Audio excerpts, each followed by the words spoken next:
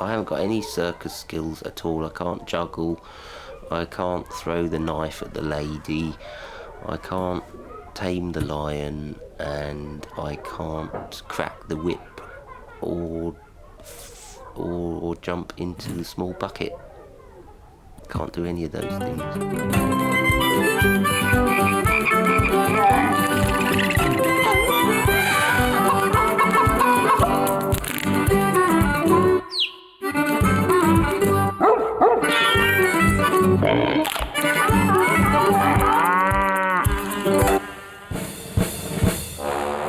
The thing that excites me about performing is that it's a release of any tensions that you might have inside you. Ooh. I'm not sure whether it does excite me anymore, it's just the money. It does me. The thing that excites me about performing really is the fact that you're doing something good, you're making people laugh. Except the ones that walk off. Except the ones that walk off, and, you know. It's a kind of two-way thing, seeing people enjoy and just connecting with them, you know what I mean? I kind of like that about it, really. You've got to communicate with the audience, but not to look at them, because you are apart from them, and it will break the illusion. I normally try and interact with an audience, but with 800 it becomes really difficult. But I actually think I managed. And that's an amazing feeling to just see that you're making an impact. Like I was doing a job in Brighton recently, and then had a real buzz about it. And then I was in Suffolk or somewhere like that, doing an agricultural show, and people had come to look at the cows. I had to stand on one leg and do a raspberry, go arse over, what's it, in front of 250 people. And I bonked my head. I thought it was a goner. And I heard them, as I hit the floor, go, and it was weird because it took off. I just flew. And I was just so embarrassed. I was like, no, I'm fine, just get back on, I'm fine. We spent a huge amount of time when we were on the road exercising. We would stay up all night long practicing our handstands. We used to spend hours balancing and tumbling and helping each other learn tricks and use our bicycles, that sort of thing. I can do nothing like that. I can't even juggle. Well, can I? I juggle with two things, but not with three. It's not really juggling, is it? No, it's chucking stuff up in the air, isn't it? Yeah. Apart from doing a bit of stretching, a bit of yoga, trying to get my foot behind my neck and stuff like that, you know, just to kind of loosen the old gizzard areas. Everyone used to get down and do bang out 20, drop and give me 20. So we used to do that. And then all stick our knuckles together like loads of bravado-y kind of, you know, blokey business, and put your knuckles together, you know, things like that, really, yeah. You need to warm all those areas up, your body, and then moving on to your voice. And I start to hum a kind of there's opening your voice and going, you know, many men, many men, many men, men, many men, many men, many men, men. In tooting two tutors astute, try to toot to a duke on a flute. Paba à moi, tadala rigor. That kind of thing, you know, it's all kind of croaking out. But it opens up your voice, it relaxes and strengthens your vocal cords, it warms everything up. I don't find the clowns funny. I do begrudge them coming on. I find it quite insulting. No, what I enjoy about clowns, I think they're very talented, actually, because when clowns get together at the circus, they can do things that are very funny, like they can throw custard pies at each other and things in a very funny way to make a lot of people laugh, and you have to be very talented to be able to do that. You have to be an entertainer. No, oh my goodness, no way. They're so horrible. They're really frightening, and I think a lot of people are scared of clowns. And they're very funny, actually. If it's badly done, it can be very sad. Oh, it's totally embarrassing. Yeah, I don't like clowns. It doesn't work out. You feel pity for them, and that's so awful. Clowns are creepy, aren't they? They're not funny at all. They're just weird. don't look like they're happy. You know, the way they're painted smiles and their hair. And I don't like the music, that that horrible roundabout music with, clowns aren't not my... Slapstick just isn't funny, I don't think. Do you know what I mean? A car falling apart and somebody falling over. It's like... The one I first saw when I was a little kid was called Doodles. Yes, I like the clowns. I like slapstick. One of the things we least like about what we do is working with each other. Yeah. You're constantly having to travel with each other, work with each other, be creative. Do interviews. Do everything together. If there aren't a few butterflies around in the tummy before you go on stage, you're probably not going to give a good performance. You've got to be keyed up.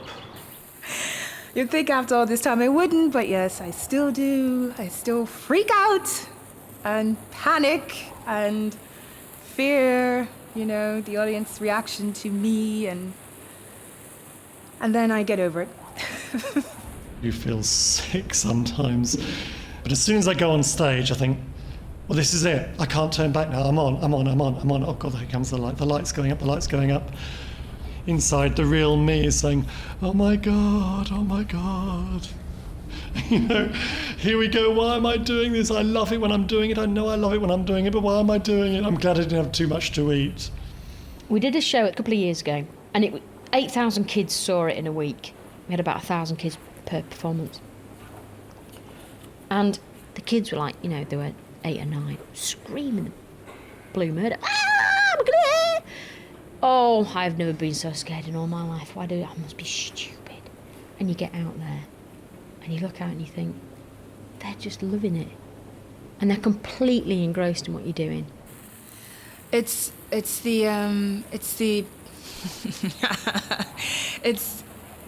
knowing that whatever I take on to perform in front of the audience, actually, it comes through me. It's something that I take on, and it just kaboom. Every time I went on, I could just feel the people laughing at me. It was fantastic. That gives me such a buzz. Such a hell of a buzz. We turned down Freddie Starr, didn't we? We turned down Freddie Starr. Freddie Starr couldn't pay enough for us. Yeah. That was the highlight of our career, I think. That was the highlight of our career, turning down Freddie Starr. That's something I hadn't really considered, appearing on television. But if the chance came, yes. Yes, it would be a new dimension. I am scared of heights a bit. I think I could get over it though. The circus is, it's a bit boring, isn't it, really? The best effective medicine is... I have no idea.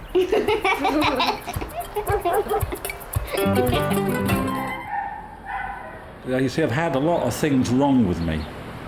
I mean, I'm always going to the doctors, and you get there and you find out, there's queues to wait all the time, isn't there? Most of the time, and then, doctors a lot of the time waiting in queues, and, most of the time you spend most of your time in the doctors waiting, don't you? Well, I'm sorry, I'm one of these. I go to the doctor when it's generally necessary. I mean, I ain't one of these goes for every pill, potion and tablet that there is. If I know what's the matter with me, I expect the doctor to do something about it. I won't be fobbed off by them.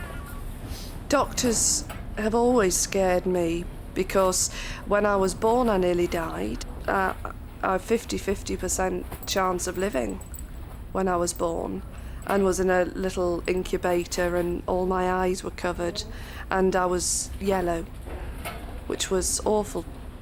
I rarely go to the doctor. The last time I did go, he thought I'd died because I hadn't been for such a long time. Doctors and I are great friends. I owe a lot to doctors. They've kept me alive. I've seen a lot of them. They've come, they've prodded me from top to bottom, in and out, every end, every part of my body. And they cut me open, stitched me up, and did a pretty good job on me all over. I'm the kind of person that's sort of a bit of a hypochondriac, and if I get a little sort of nagging pain or something, I automatically think it's something really serious. But then I never go to the doctor, And really. you never shut up about it either. I know, it's just kind of like typical bloke, I suppose, where... It's not. Should we rave about it now? Well, it's these heart palpitations I get. You see, you never know when they're going to come, and they just... You got your heart jumping about all over the place.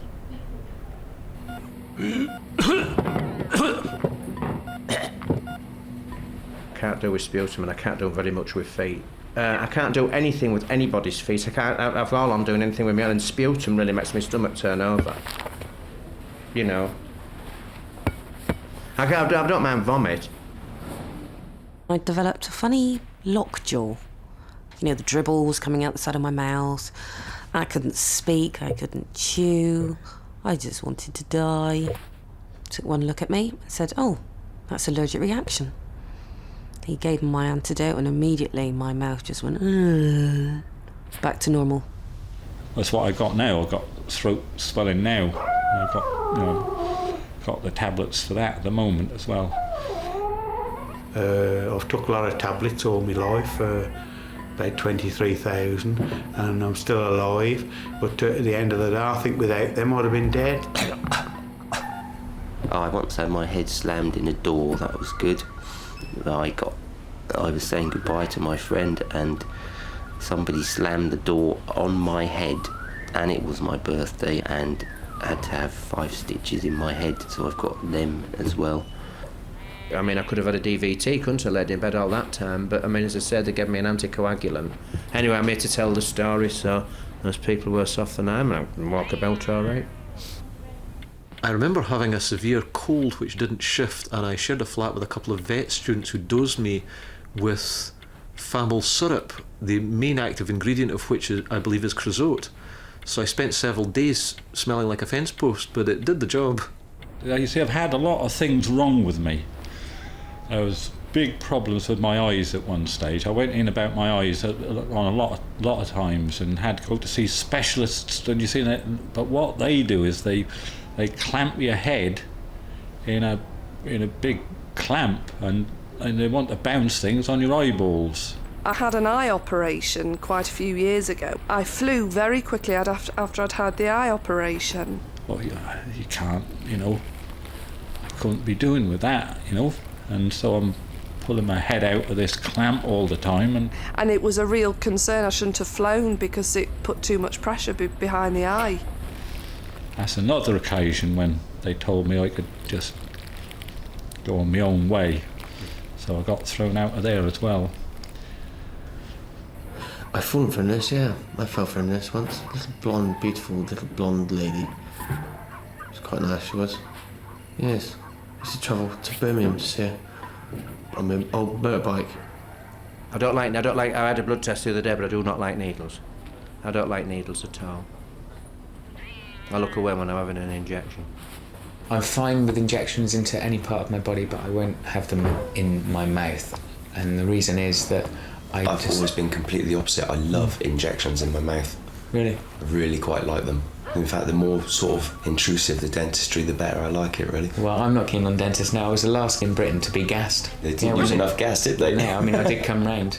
But that's when they first started phasing gas out, because they said gas is too dangerous. The big black mask. Oh. You can see it coming towards your face, and the smell of the rubber, and having all my bottom teeth filled without anaesthetic. Dentists. Just brutal. Really brutal. Dr. Bewers, he was very good, that boy. I mean, I think he was the first one that told me, some of the many things that was wrong with me. I had a problem with the inner ear and asthma, what I had for a long time. Got a small scar on my forehead where a child threw a brick at me. Well, it seemed like a brick at the time, but... And I've got a scar here. I have no scars whatsoever anywhere. Have I? In fact, you count that as a scar. It's only a little... Well, it is a scar, yeah. Well, I don't count it as a scar, so... Do you not? No. I've got a scar on my elbow and a scar on my other elbow and a scar on my knee. On my face, my legs, my stomach. And a scar on my other knee, my tongue, my head. My arms, wrists, hands, everywhere. There is no one part on my body that does not have a scar. I don't think I've got any other scars. Not physical ones, mental ones, obviously. I've got a lot of them, but you can't see them because they're inside my brain. I was injured badly once. Somebody kicked me in the forehead. Being very young, I got up and carried on and didn't think, it had done me much damage. For all I know, some of that damage may still be there. May still affect some of the things I do and some of the things I say. I've broken all my toes, I've got a dodgy knee, I've busted both my ankles and bent my feet back round so they're next to my shins, broken my hand and my wrist, my collarbones 3 times, bashed my head, knackered my back. But it's all been worth it. It's great. I love smiling, I love being happy and jovial, telling jokes, being the butt end of jokes, but hey, now I can do it with a mouthful of teeth and I'm really looking forward to it. I've had crabs, they were good. They got out of hand, didn't they? They did, yeah. Ooh, hang on. Won't let anyone stick a thermometer. Now it's a lot of talk, is what I find. Yeah.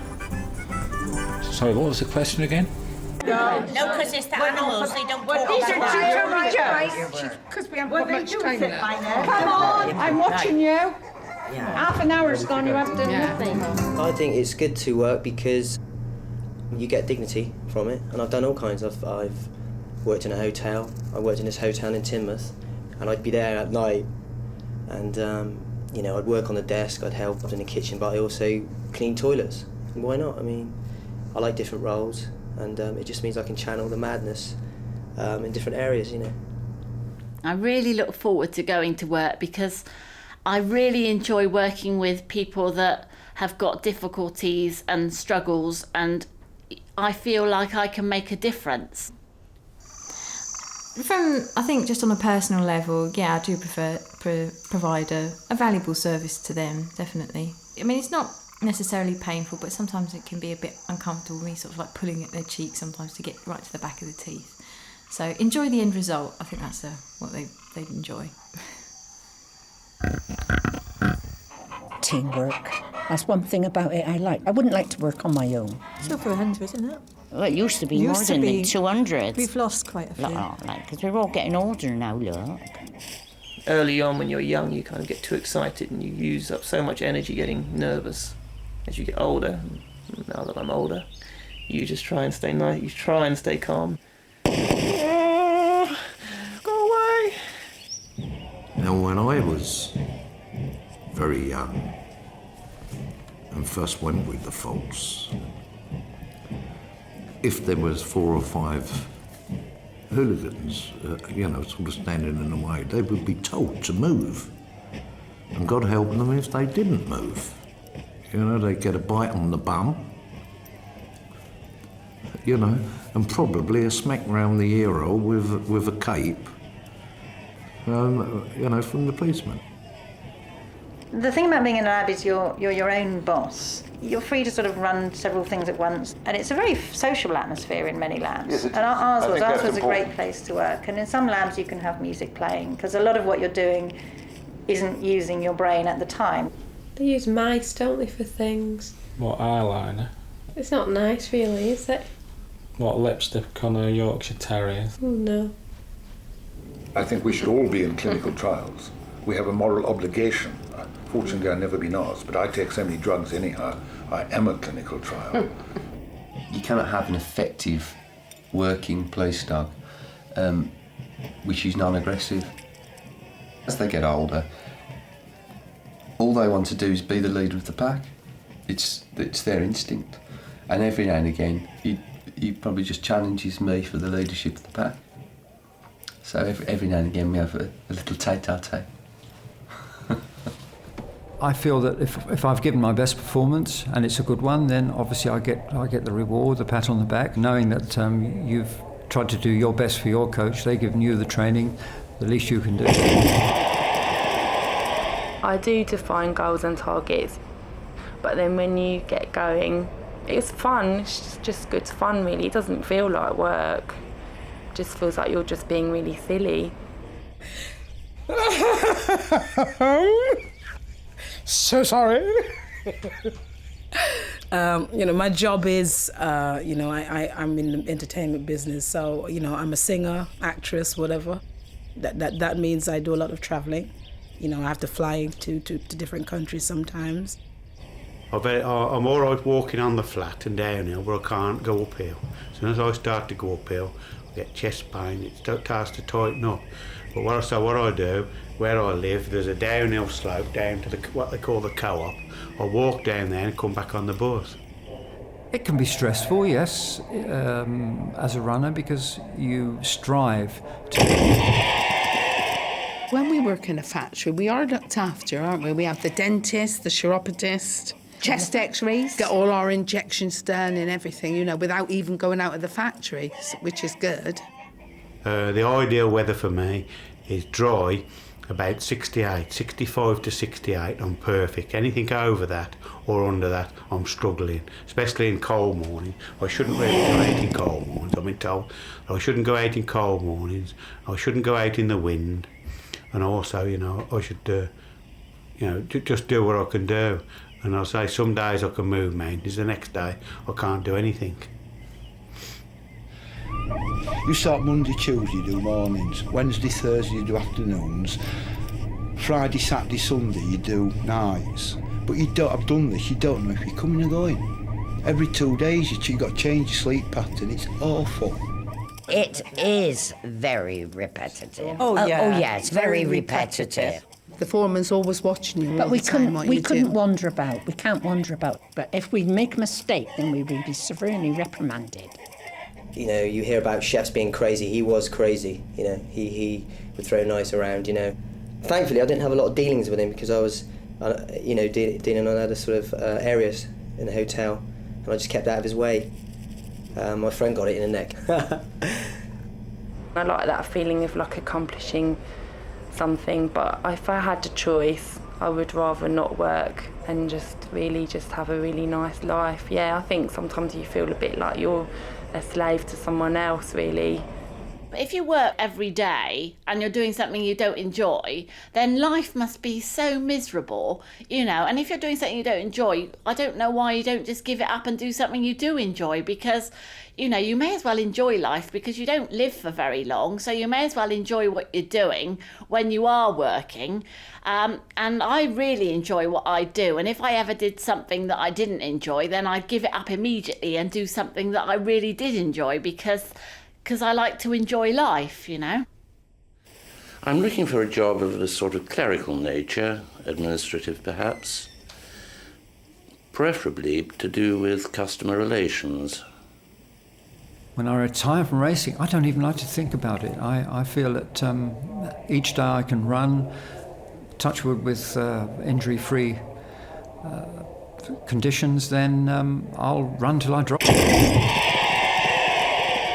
Tactics are very important in a race.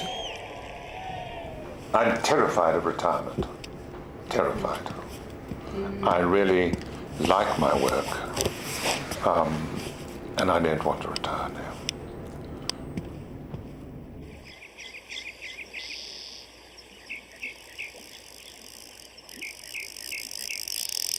You can't be morbid, else you wouldn't be able to do the work.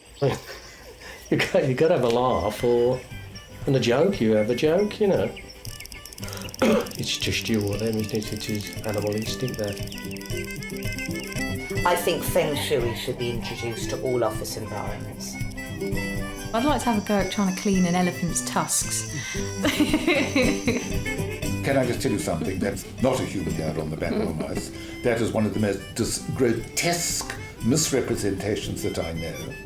It's a piece of cartilage shaped like a human ear, put into an epithelial covering. It's not a human ear. What? The sound of the sea. Definitely. It's the sound of the sea. I find it really, really peaceful. I think I have a very intimate relationship with water because I'm primarily composed of it. But I do think water is one of the great mysteries. The sea, that black vastness, coupled with your imagination of the sea, and the fact that the sea has all these creatures that are from other planets, the vastness of the sea out there, sea monsters, and the dark. You're right against it, you know what I mean? We're right against it. I have to say, I don't really like the idea of what's below. I find it a bit kind of like, oh, it's like I think about how deep am I, or is there going to be kind of, you know, because I do swim quite a way out, but I have to say the further out, it's almost like testing myself or something like that. It's like, go on, like, how far can you go? You enjoy being buoyed up by it, but of course with every swell there's always a little dip at the other side, so that's something that you always have to check for and be aware of. Oh, that's too clever for me, all of that stuff. How is water water? It's an eternal mystery that every time I look at it, it just completely amazes me. It behaves unlike any other material that we've got on the planet. It has a property that nothing else has, which is a form of quantum coherence. But water seems to have the quantum coherence field moves outside of the molecule, and the water can be seen to be acting as a whole. And this is extraordinarily unusual. I think it's a great medium. It supports you. It's fun. It's a beautiful environment to be in. So for me, I love water. I don't love water. I'm scared in the water. I was scared of the sea because it was really big, and I was really little, and it was just really huge, and it was cold, and it was unpredictable, and you'd get splashed and knocked over, and I got dumped a few times by the waves, and I didn't like that at all, not one bit, and it would all be in my eyes, and no, it wasn't very nice. But once I'd learned to swim, I was much happier, and now I always go swimming in the sea now. I like swimming because you can lose yourself, you can be on your own, you have more space. It's nature, it's nice. When I'm swimming on my front, I haven't still learned the technique of tilting my head to the side and taking in a breath. I take in a lot of water. That's the way it is. Seriously, I drink so much water that it is a danger to others. Bobbing around in the sea. I don't like bobbing around in the sea. Yeah, I used to like bobbing around in the sea, put it that way, when we were younger, but I don't go now, so. I'm an excellent swimmer, and I've got loads of badges, and I've won a few competitions. I've got life-saving awards and all sorts of badges. I'd like to have something that kind of unfold out of your nose like a periscope. Like a periscope, so that when you went swimming, you could just shoot this periscope up, good. and you could just get air the whole time. That would be great. It'd have to be very long though, wouldn't it? Because if you're going 20 foot down or something. Yeah, I think so. I have a dualistic relationship with the ocean that I'm absolutely thrilled by and energised by it, but I'm made nervous by its immensity and its depth. When you've been down, it's really deep down in the sea, it's when you're diving, and then you come up too fast. I think you get an air bubble in your head, and it decompresses your brain. If I go too deep, you can have headache, or So that's the thing about diving, It's not as free as people think, I think. I don't like the idea of being underwater for too long. About a minute is long enough for me. As long as I can hold my breath and I want to be out of there. If you get the bends, it can be quite narcotic. You can get a kind of narcotic effect. You don't know which direction you're going in, you don't know which is up or down, you don't know how long you've been in the water, you can't regulate yourself anymore. And I think it's it's really, really dangerous. I've had altitude sickness, which is like the opposite, isn't it? There's only a certain depth you can go to, isn't there, without your head exploding. I think the sensation of lying on water and having the waves take you up and down is a very primal experience, and it's saying to me, you are tiny and insignificant, and I can sweep you away. I've got severe motion sickness. Oh. I mean, it used to be pretty bad. I used to puke all the time, but now it's a bit better. And it's not a pleasant experience for me personally, no. I don't like jellyfish at all. They frighten me. Don't like being stung by anything. Bees, wasps, jellyfish, any of that stuff. I don't like it. No, there's nothing that scares me in the sea. Only the obvious floaty things which shouldn't really be there, to be honest. I love the sea and I love swimming in the sea. I think the sea is really scary, man. It's a whole another universe in the sea, man. The sea is a big thing. All kind of things. And the thing is, actually, when you're in the sea, it's really interesting, that thing. When you kind of dive into the sea and you get in there and you go out there, you realise as a being, the being that you are, the species that you are, is you have suddenly fallen very rapidly down the food chain. You are no longer the dominant species. You are suddenly food. I'm not afraid of anything because I gave up fear, but nothing scared me at all until somebody told me I should watch out for the sharks. I'm okay with sharks. They have such a bad reputation. Everybody had them. I don't know why. They are quite nice. I just don't really like the idea of feeling like even fish, which is a bit dumb because obviously they're there. The bit that I really hate is when you get that seaweed. Yeah, I suppose it is seaweed that kind of like catches around, that brown sort of like stuff like tagliatelle, but instead they kind of like wraps itself around. That's when I get a bit freaked out, and I kind of think I'd rather be in a swimming pool. Would be too much, could you? If I was attacked by a shark, Right. I would scream. Oh, come on. And I'd be dead. I don't think you could do much, could you? Well, it depends. If you had me by the leg, I'd be able to scream and scream. But if you had me on my throat... We were just talking about that now, that there's on the news of somebody being attacked by a shark. Crocodile. A crocodile. In A Australia. crocodile in Australia. And I'm just going now. Ooh. Sorry. So I do have a real phobia about the water, don't I? Yeah. Which is driving everybody mad now. I'm quite low down in the food chain because there's no. I am. You ever think about this? How many things can eat me? Loads, isn't it? And you. I've been under a lot of pressure lately. I do everything in my power to avoid having to go out in the garden. It's just not my cup of tea at all. Boring, dirty, cold, wet, generally, out here. Do you want to say something, Mother? No, please don't. Just go back in your little... I do apologise. Digging dirt up and then putting it on the compost. That's our favourite thing in the garden. I love gardening. They say in the garden, it's the closest place to God, In actually, I'm waiting for a nice warm day so I can go and pull a few things up, you know what I mean? So it's like God, oh, hello. I like gardening, but I'd like to do more. I'd like to have the time. I love to see things grow. I love to design things. Well, a garden's a place for contemplation, isn't it? For reflection. Gardening, eh? Very apt. Well, we don't really know much about gardening, do we?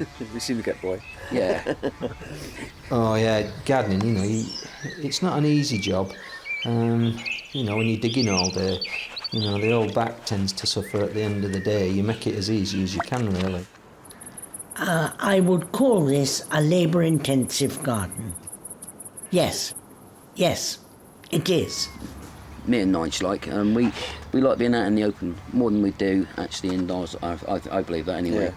And I think what Nigel likes about it is he's got that sort of saying like, no, do it this way, and I think he likes that. But I think we get on quite well together. Sometimes you have a moan at me and that about it, but I mean, two minds are better than one. That's what I always say. Sure. But You know, we make sure that a job is done, and it's done to the best of our capabilities, and the job is cleared, and the job is actually spot on when we leave. We have a yard that Des is very nicely decked out, haven't we, Bob? Yeah. Well, it's all right. I really like it. It's got loads of sun, got some ornamental grasses. It's quite small, but it's nice. No, it's not that small. Smallish. There aren't many ponds in the neighbourhood. And certainly in the height of summer, when it gets quite dry, sort of any body of water attracts frogs from miles around. Sort of a Lonely Heart pond for frogs, yes. Sort of singles bar sort of thing, yeah. I get a bird's eye view of some of the most extraordinary gardens. Sometimes you can be up one tree which has 8 gardens underneath it, and all the neighbouring gardens are gnashing their teeth about this big tree, and the person who owns the tree has a very defensive attitude towards it. We've got a little bit of decking, and then a bit of grass, and sort of And a bit of loads slabs. a bit of slabs. It has, it's What got do you everything. mean? I pay it, right. Yeah. Okay. Slabs. And you can dig dirt, grass, sheds, bikes, flat stones. What's your favourite plant? I don't have any favourite plants. I like all the plants, except vegetables. I hate vegetables. I don't like any plants except vegetables. You only say that. No, it's true. I know. I quite like olive trees. I can't see the point of flowers, really. I like a good-looking garden which attracts all sorts of living things into it, to be a sort of magnet for life. I like contrasts of form and colour. And cat pepper and dog pepper. And bird pepper. It's that organic gardening, that's coming a long way, isn't it? Yeah. All people are sort of... I noticed in our gardens that we visit that there's a lot of people with their own compost heaps, and that's putting their own sort of peelings and stuff like that. Well, it's like that garden we done up in Portishead. That one at the bottom, she had all that black stuff, and we opened it up, it was jet That's black, right, remember? Yeah. And that was that when we done all the shrubs and that in her garden. Yeah. And that stuff was really good. And I mean that's good for the organic stuff. Yeah. Yeah, it all helps, doesn't it? Yeah. They're about number 1 on the hit list of slugs. Crawling and sliming across leaves and eating. You know, not very good. You following money, you see these silvery trails. I can eat almost anything. Yeah, I think I'm the same too. I won't refuse, and the only thing I don't eat is Turkish delight. I like Turkish delight, see? I can't stand it. Yeah, I and like lychees. Turkish. Lychees. Yeah, what don't I like? No, I think I like most everything. Yeah, Brussels sprouts and that, I like them, but Mrs. don't like it. No, not Not at all. after. Yeah. Yeah, I know what you mean. Slugs, in my opinion, they're ugly looking things, but they're probably eating other creatures, aren't they? So they're probably doing your garden good to leave them. I don't think they are actually doing your garden good. Are they not? They're eating... If they eat your leaves I and know things, nothing about they can wreck gardening. your plants. Can That's they? why they make slug pellets. Oh well, yeah, you're They right. don't make worm pellets. Silly old me, I know.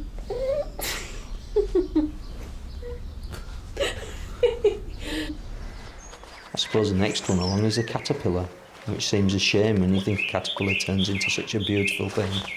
But a caterpillar can make such a mess of it, you know, a lot of plants, you know, with leaves munched away again. Yeah, I like the idea of like a good crop of potatoes or a good crop of beans and peas. Whereas flowers, Aren't useful. I mean, they are. Well, they are. They're useful in the sense that you They're can pretty. sit and enjoy it, but it's an awful lot of effort, isn't it? No, it's not. I must admit to having a very great affection for the plant that we call by the unfortunate name of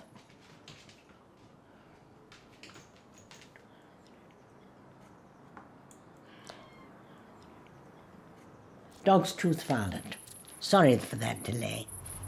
There is a shrub that I do like actually, and that's the burning bush. You ever seen them?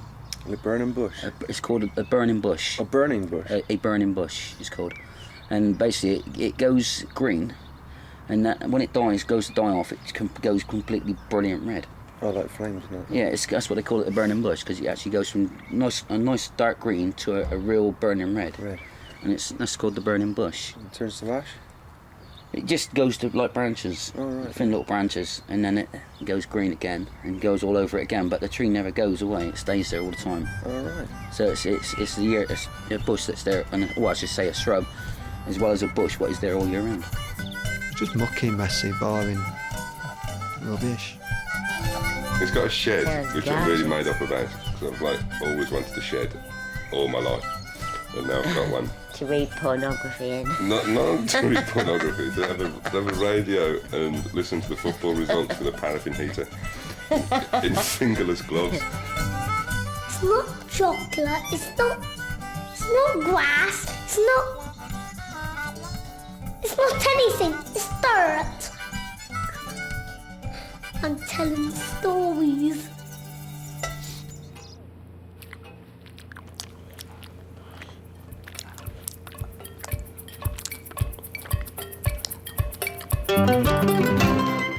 British food, I think, is first class.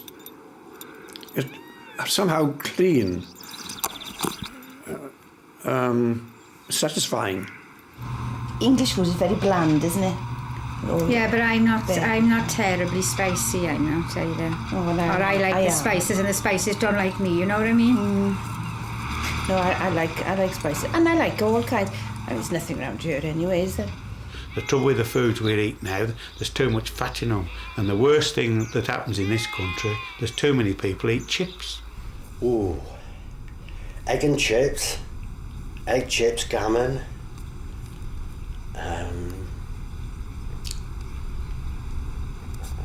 Chip butties. I mean, at lunchtime, instead of kiddies going down and buying a couple of apples or a couple of pears, what do? They go to the chip shops and buy chips. And when they get home at night, they have chips again.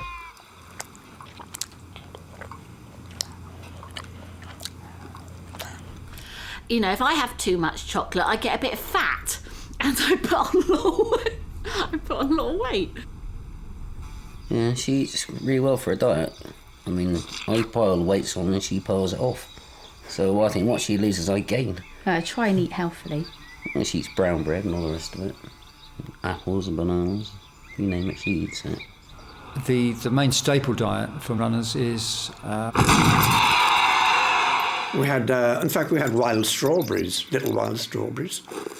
And of course, if it was acorn time, you could always eat an acorn. And even the thistle, you could always peel the top off of the thistle. Are you talking about food I go to a restaurant? I like everything. Everything. You know, not one particular, like a Mexican or a thing. That's no good for me.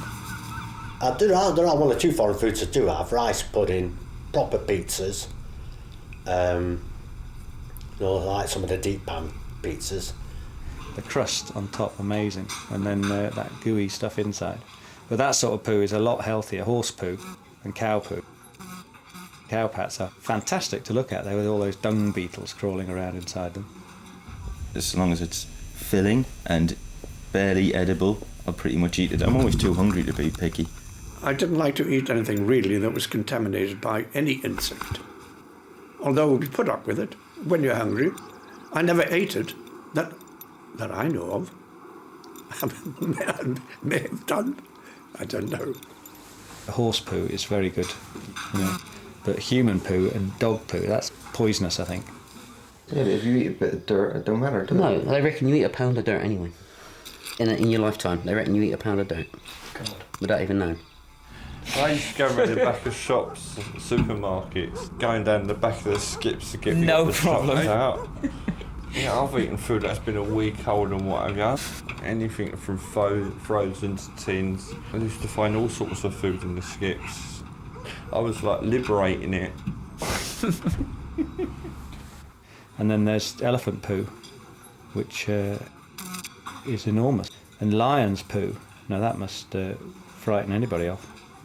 I don't catch flies because they eat poo, and I don't like poo.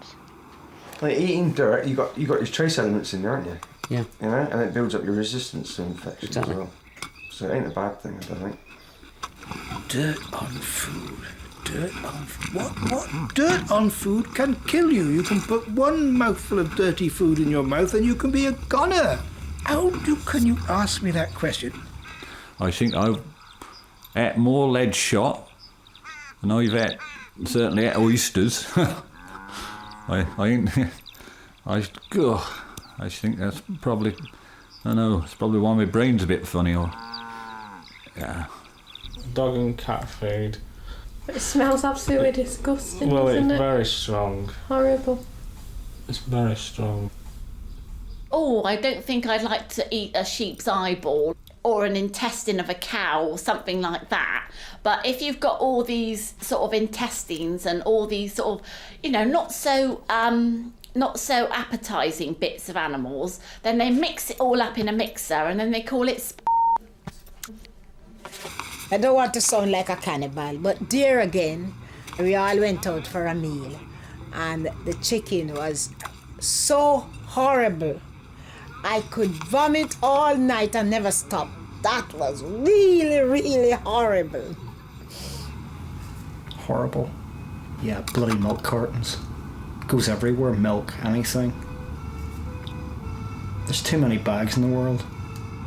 God help the people with arthritis. Yes, they never open them. they can't. It's terrible. Even to tea bags, even to get the stuff. The It's cellophane on it, you ridiculous. can't open it. The biscuits, you can't open. All packages. And a packet of ham, which I don't very well. It's terrible. They're not, none of the By the time you open it, you don't want the ham. No. Oh gosh, yes. I hate seafood. I really, absolutely detest it. I did eat a fish once, about 2 years ago, and I think they're disgusting. Now, I like prawns and all the shellfish. I mean, I know they're lovely, but I'm always afraid in case you get the one that will turn your stomach. Whelks, mussels. That's like eating slugs. Is it? Oysters and stuff. I've never tasted a slug. Ugh, sliding down your gullet. Yeah, but you don't eat slugs, Like do you? eating a slug. Well, how do you know when you've never had one? That's how I would imagine it to be. I love salads. Same as I'd rather have a salad than a roast dinner. We eat a lot of salad in the summer, don't we? More in the winter. Salt and a bit of tomato. Can't beat a bit of salt. Can't beat a bit of lettuce. Well, I mean, I feel very healthy. The only thing that I have problems with is digestion, and I don't know what is wrong with my digestion. I mean, it's just like I just fart all the time, I've got a windy stomach. So like a lot of things I would not eat if it would upset me. But other than that, no, I'm not a diet person. Vegetarian is all right, but when they cut out everything, because some of them don't eat, but they're vegans, is it? Vegans, I think that's hard. I've been a vegetarian a long time, and when I'm angry I sometimes lapse and just go and bite something that's made out of meat, and then I feel guilty afterwards. Vegetarians, I think they're sort of trying to be better than the rest of us. It's been proved, as far as I know, that the best thing to eat is a bit of yourself. Actually, beans gives me wind and lemonade makes me burp.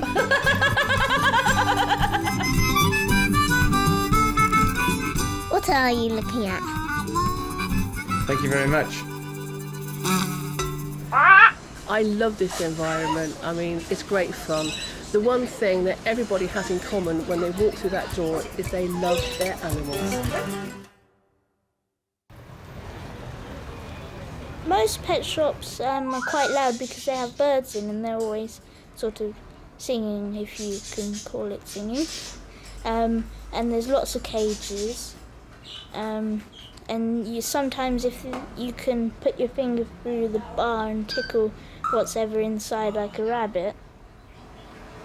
At the end of the day, most of it's the the U factor, the R factor, you know. That's, oh, look at that, you know. Cute little kitten. It's awful to think that we're sitting there waiting for somebody to pluck us out of the air and take us home and keep us forever, you know.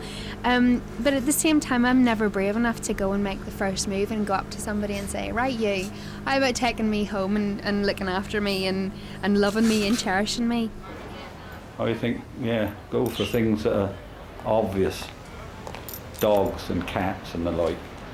I mean, there's all sorts of people. They have things in their bathrooms and all sorts, don't they? Alligators and that sort of thing. Wouldn't have it in my bathroom, I can say. Nope, wouldn't. He's called Chester, and he is very long when he stretches himself out. If you annoy me, his eyes sort of widen a bit. I don't think that I'm awful looking. I think I'm all right looking. People always say that I've got very open, honest eyes. So I think that I would be pretty nice to have around and have hanging about the place on the sofa. I don't know. A lot of old nonsense, I think, really. So, I mean, you need to spend proper amounts of money on things, but you see some of these dogs that people have about.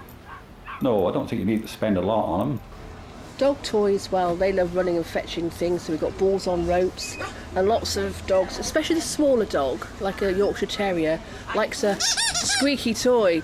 That's a high-pitched one, or just for a laugh, we've got ones that'll go. We went to a friend's last weekend, and this poor little hamster's in this wheel thing for its exercise. Well, it had a little car. It was a Volkswagen Beetle with a wheel in the middle, and it actually, by working the wheel, moved across the carpet. Poor old hamsters running round on the wheel. Why do they do it? Because they're as daft as a 2-bob watch, I should think. Them poor bloody hamsters thinking, I could get out of here in about 2 minutes flat. And then they find out they ain't going nowhere. Just like the rest of us. We're all on the bloody wheel ourselves, aren't we? Dogs are just stupid. People go on about how... stupid as stick insects. Stick insects are the most stupid creatures in the world. I mean, look at me pretending to be a log. Isn't that clever? Oh, I'm a little twig. Isn't that great? I mean, dogs are far better than that. I think cats make good pets. There's quite a lot of cats with bad breath, though. That's what I don't like about them. Cats? Yeah. I like stick insects. I once got a train journey with me and 2 stick insects. It was brilliant. I know, and I very much like a stick insect, but not as a intellectual conversationalist. I mean, hey, have you seen my log impression? Yes. You know, doesn't go much further than that, does No, it? stick insects don't have a developed vocal tract. That wouldn't happen. I think, though, dogs are stupid. I don't really like snakes. Spiders I can live with, but I've never touched a snake. I almost did, but no, they're not our thing. I feel isolated. I feel alone.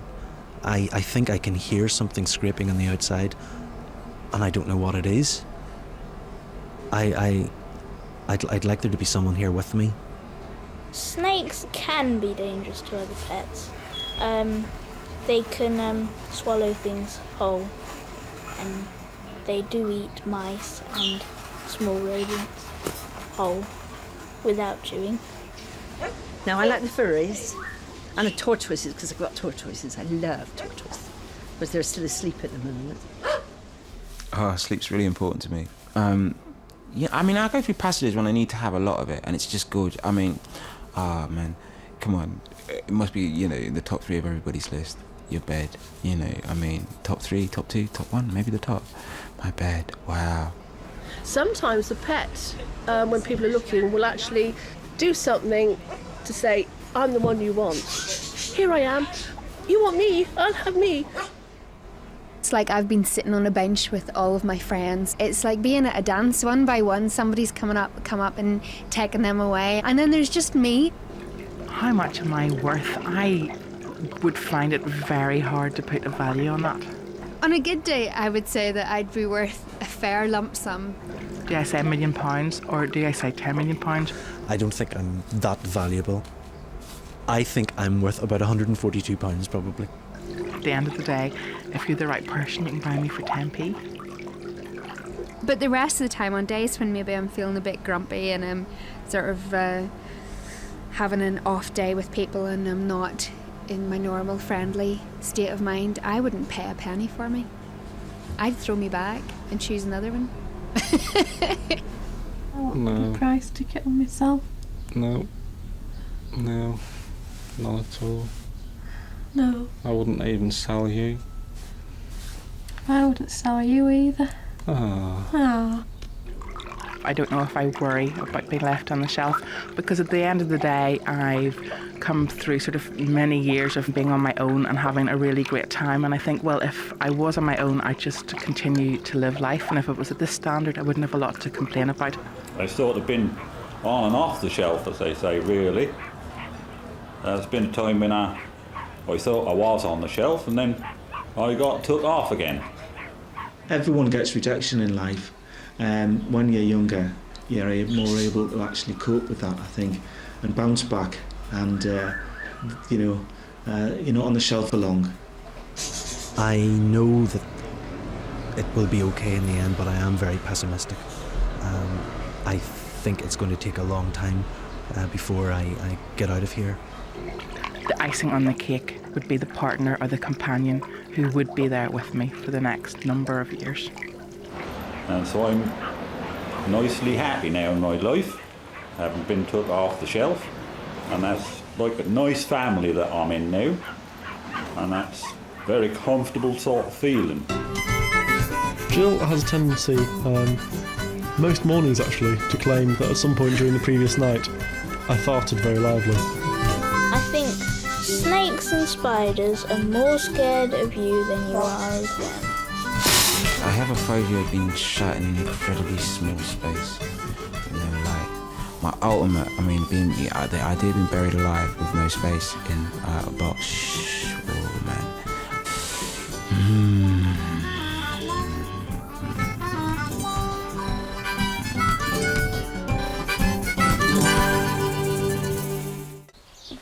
I think the egg came first. I think to give birth, so the chicken could come out, and then the chicken can have more eggs. But where would the egg come from?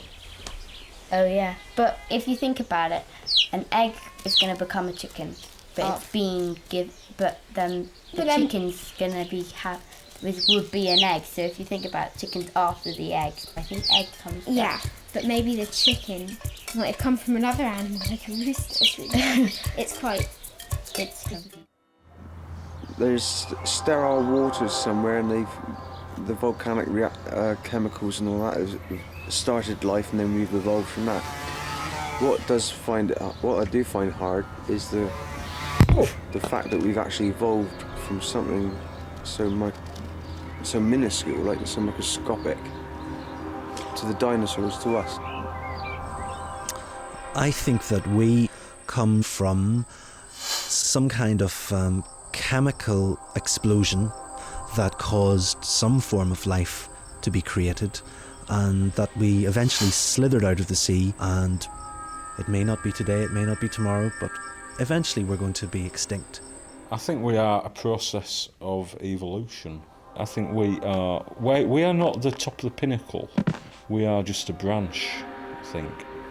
Yeah, I'm completely conscious of the fact that I'm actually just a cloud of potential, of which primarily water molecules. If you looked at me across time, you would see a cloud of water molecules form and momentarily become brine and then move off again.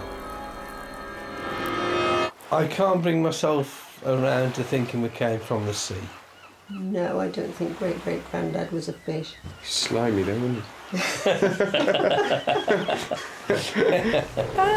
Yeah, I'm sure that we came from the sea, most definitely, because it just seems, when I get into water, I naturally want to start frolicking, and I think that must mean that so we came out of the sea and crawled onto land for some reason. I don't know why, and it's a shame. I think it'd be great if we all went back to being aquatic.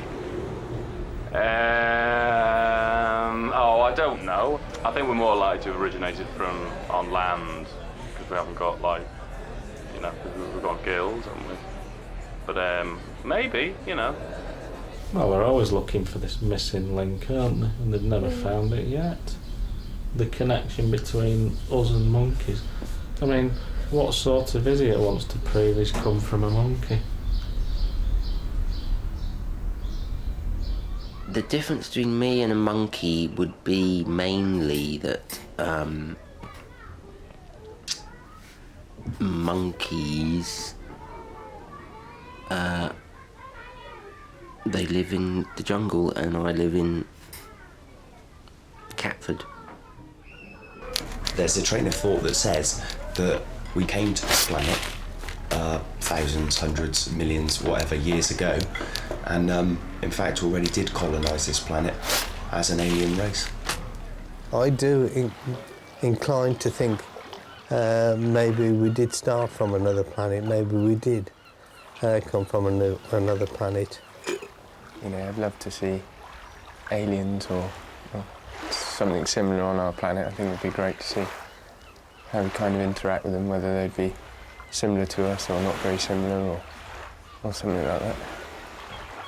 Would they be good golfers? Humans were created by this giant cosmic cow licking a stone, and as it licked this stone, the humans rolled off.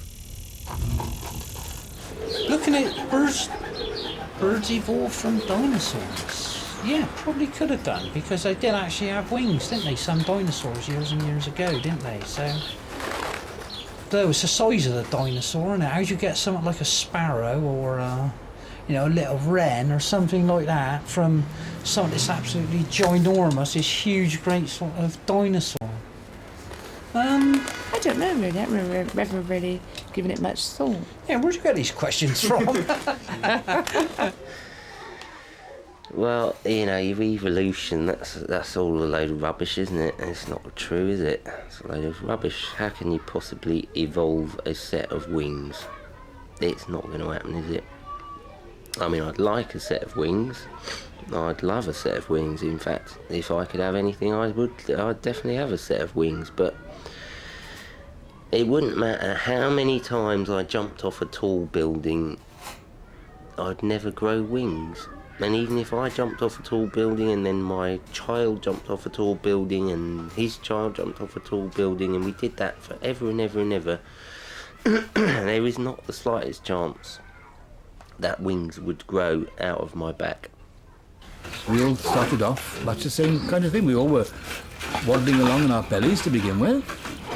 And we grew arms and heads and legs, and some of us got up and walked, and some of us stayed down crawling around. I'm glad I've evolved the way I am. I wouldn't like to have been further back in the evolutionary scale.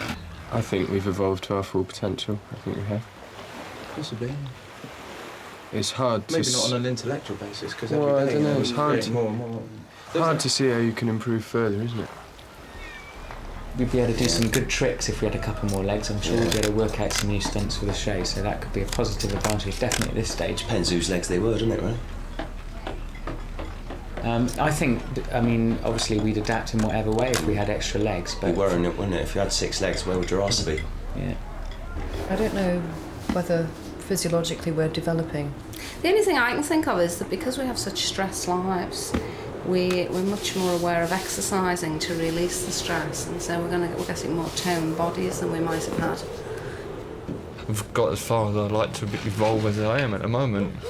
I'm searching, you know what I mean? Aren't we all?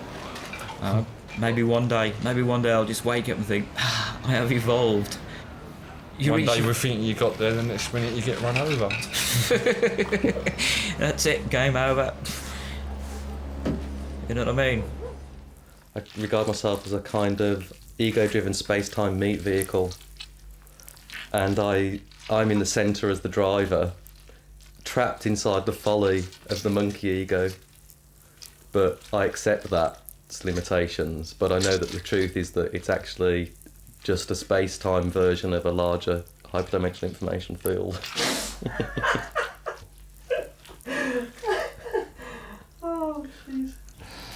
I just think, at the end of the day, it's about genetic transport. Basically, we're just hauling genomes along in a bag, which is our body, from century to century. I think that's what it's all about, folks, you know? It's noticeable we don't get cold winters anymore. They're just wet. So, we might survive another one.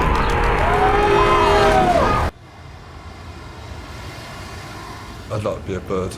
I don't know, something like an Andean condor. Lots of space, you know, sort of. Big birds of prey or something like that. Soaring above the mountains and just looking down and looking for your dinner. Nice big albatross. No more like being reincarnated as a sparrow.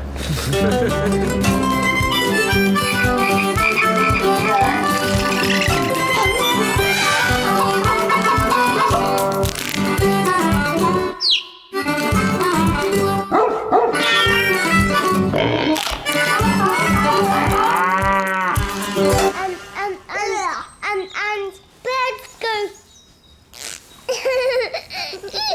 There we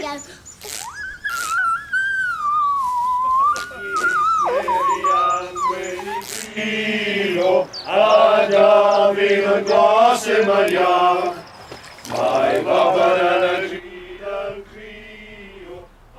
I like to put food out for them, Bread or especially in the nuts? winter, because you see them in the trees and they're sort of looking a bit nonplussed, aren't they?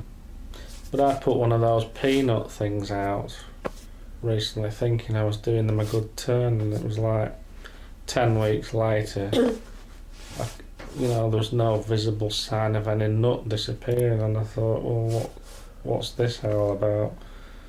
I don't know. How'd you open the bag? Well, you don't open the bag, do you? They're supposed to go through the bag, aren't they? Yeah, I don't think bland comes into our eating. We're definitely, what would you say, gourmets or gourmands, whichever word it is. We like to indulge and enjoy the food, really. And I think probably there's a good variety in what we eat. Thai, Indian, Chinese, French, Italian. Yeah, whatever. Traditional British. As long as it tastes good, I'll eat it, really. And the best of all, of course, is duck. The only thing you can do is not to make eye contact, of course. As soon as you make eye contact, it just has you. I think it's because you're easy prey. You're a nice little bit of meat here. Nice and small, I could soon whip him round. Perhaps that's what they do. I think, he's quite vulnerable, I'll have this one. When you're up a tree, you're head and shoulders above all the buildings. You can see the contours of the land. There's something immensely liberating about that. And it's real freedom to be out there in the wind. How do birds stay up in the air? It's all to do with aerodynamics, and that's far too complicated for me to go into now. Some things aren't worth thinking about, are they like that? Not all birds stay up in the air, do they? No, they don't. If you dropped an emu out of an aircraft, it wouldn't stay in the air, would it? No. The first time I flew myself, I was scared silly. But quickly started to enjoy it. It's not short of hard work. Every single day. Something new, something different, got to keep learning. Birds stay in the air through magic. And there's all these scientists and naturalists who think they've got it sus, but it's all magic. You think it's sort of Peter Pan, do you, Ian? Sort of they have a happy thought. Is that what you're saying? Yeah, birds are happy, and that's why they can fly. It's brilliant. When you're flying down the M6, you can see truckers flash their lights and they see you. It's great. There's no better feeling, I think. It's really free. It's good. It's wonderful. It's a wonderful feeling. Yeah. You gotta limber up, you gotta loosen up. You gotta get all that. You know what I mean? You gotta warm it up before you let rip. Yes, I've never flown. Except I have jumped. I'm very brave at some things. I don't like to take off, I like to land, do I? Me personally, I do like taking off, the pull of it, right? When you actually take off, yeah, I do enjoy that sort of thing. taking off, the surge, the acceleration, the noise, the shaking, and then, you know, once you're airborne and everything's stabilised, perfectly all right. And obviously turbulence isn't much fun, but it's not usually anything to worry about. I've never flown in really bad weather or had a bad experience. If you've got that flying bug, then I don't think you really lose that. It doesn't matter how many times you take off into a dawn or landing at sunset. Yeah. It's just a special thing. I've got the best sense of direction. Anna's got no sense of direction. None at all, have you, Anne? No, definitely not. Definitely not. No, I haven't got a clue on direction, how to get there, to get back now. No, I haven't got a clue. I could probably lose her around the block. She wouldn't be able to get back. Definitely not. Oh, well, would we say we've got a good sense of direction? I mean, we're blokes, aren't we? I mean, of course, we don't have to stop and ask for directions, ever. I mean, you never get lost, do you, blokey? I've never been lost at all in my life. I've been temporarily misplaced from time to time, but never actually lost, so I'd say I've got a pretty good sense of direction as well. Without landmarks, I'm lost. Without landmarks, I really am useless. And you take a right, and it's down there. Myself personally, I don't like flying because I don't like heights. But we've never actually ever been on what I'd call a long flight now. It's been 4 hours at the most, isn't it? Yeah. How I'd fare on a 7 or 11 hour flight, I just do not know. No, I don't think I'd handle it very well at all, to be honest with you. Pigeons are vermin, man. Sky rats, what I call pigeons. You know what I mean? What we need is a few more peregrine falcons around London. Sparrowhawks. Sort them out, you know what I mean? But it's getting smaller and smaller and smaller, the areas we can go to. And yeah, it would be great just to be able to rort down London's high street, you know. Woohoo, check me out, everybody. I'm coming past your window. Oh, you know, that would be cool. It's not the fear of flying, it's the fear of crashing. I suppose once Well, people say they're frightened of flying, but they're not really. They just feel frightened of dying. Funnily enough, I've only actually been flying about 4 times in my life. The last time I went to Italy in May, and that I found fine. I got over it, and I realised it was an irrational fear, but before that, it really was like a white-knuckle ride. To be honest with you, I do have quite a few fears and phobias. I don't like heights either, but flying was a bad one for me for a while, but I'm fine with it now. I don't think I've got a fear of heights, maybe a fear of falling from a great height, but no, those being up on a high place doesn't give me the shivers. Other things do, but not heights. Yeah, I've not got a problem with heights at all. I actually fell through a couple of skylights on roofs. One at Bath Road at Brislington. I actually fell through the skylight and dropped through into the kitchen area. They weren't very happy though, not for the fact that I cut all my legs, it was for the fact that I had ruined all the dinner. He had a bad accident about 2 years ago. Flying one, sort of crashed into the ground, didn't you? Yeah. It was quite a turbulent day, and I started spinning, and I saw the ground coming up. I was going to crash near people, and broke my pelvis off. Nasty. The pelvis broke off, and it came up and it hit the first 3 ribs. Did the ribs break as well? Yeah. They did. The pelvis broke the ribs? Yeah. Oh. Oof. Lucky you didn't hit your head though. Yeah.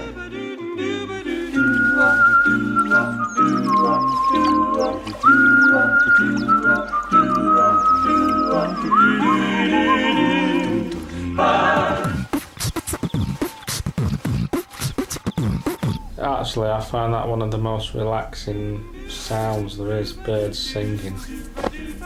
Yeah, lovely.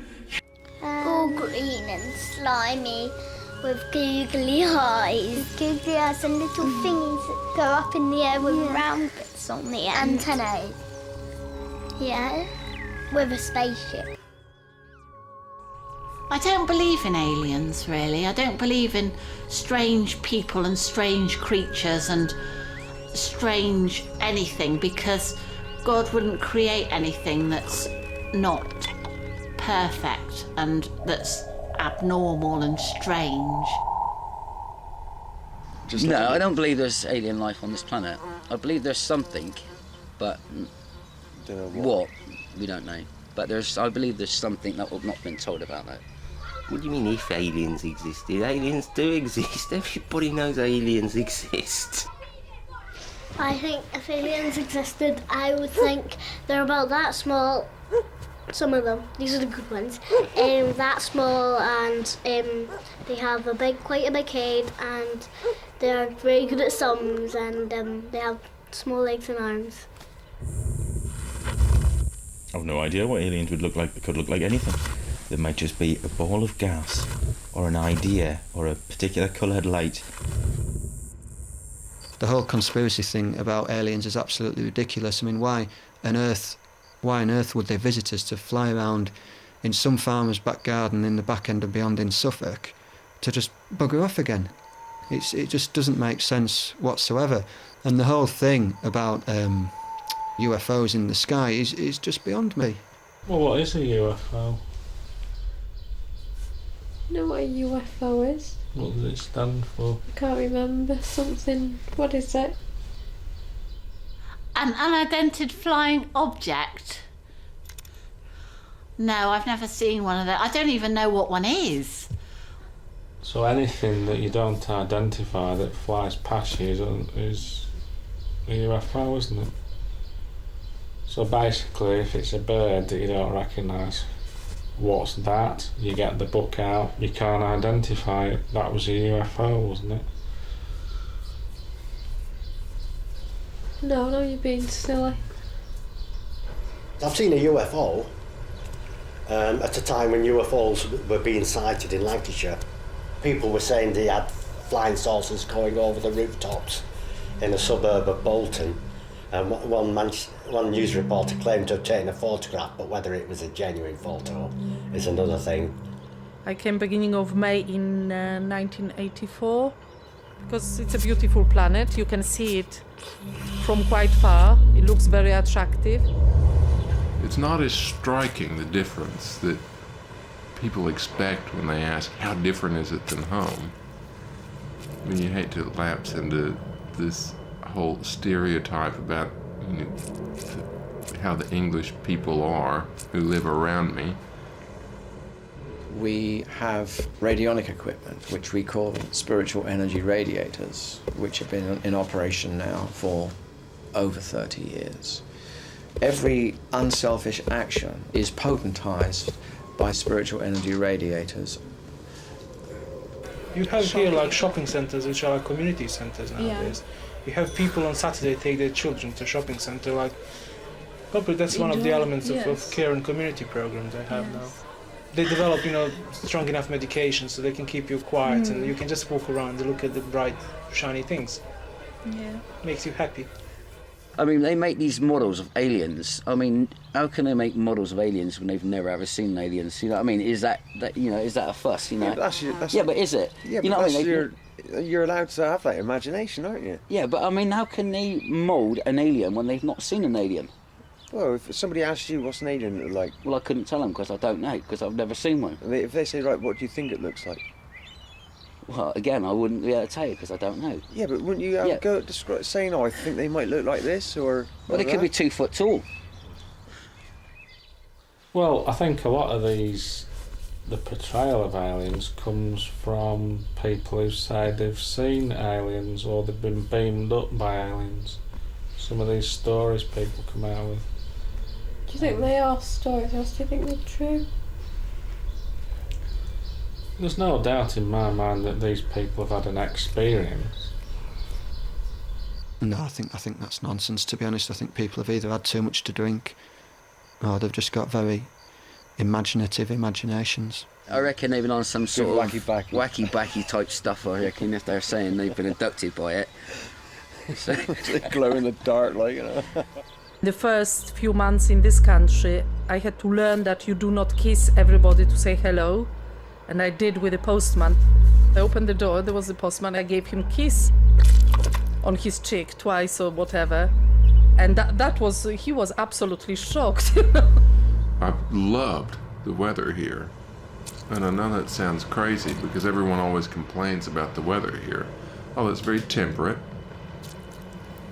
Living in the city, you hardly ever have a freeze. And when you do have snow, it's pretty and it melts when it hits the ground, which is ideal. Yeah, I reckon there's quite a few of them roaming around the planet at the moment. And Well, I think just the opposite.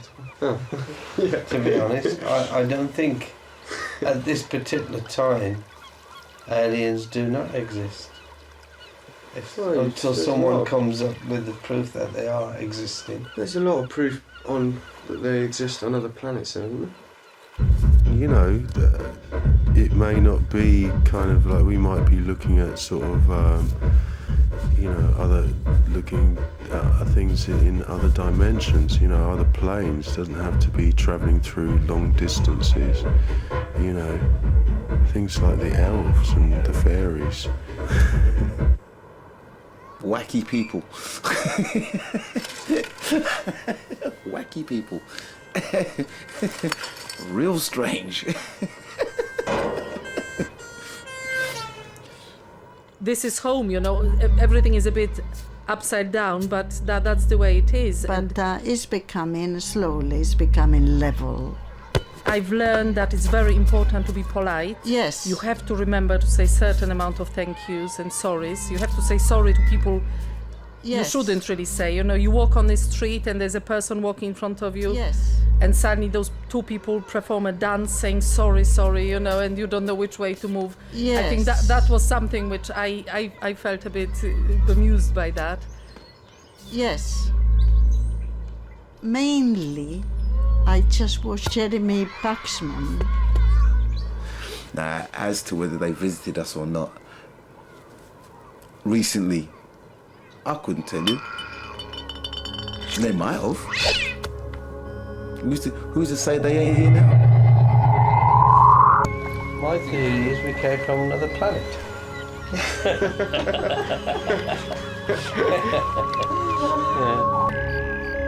It's just pants. I don't believe in it.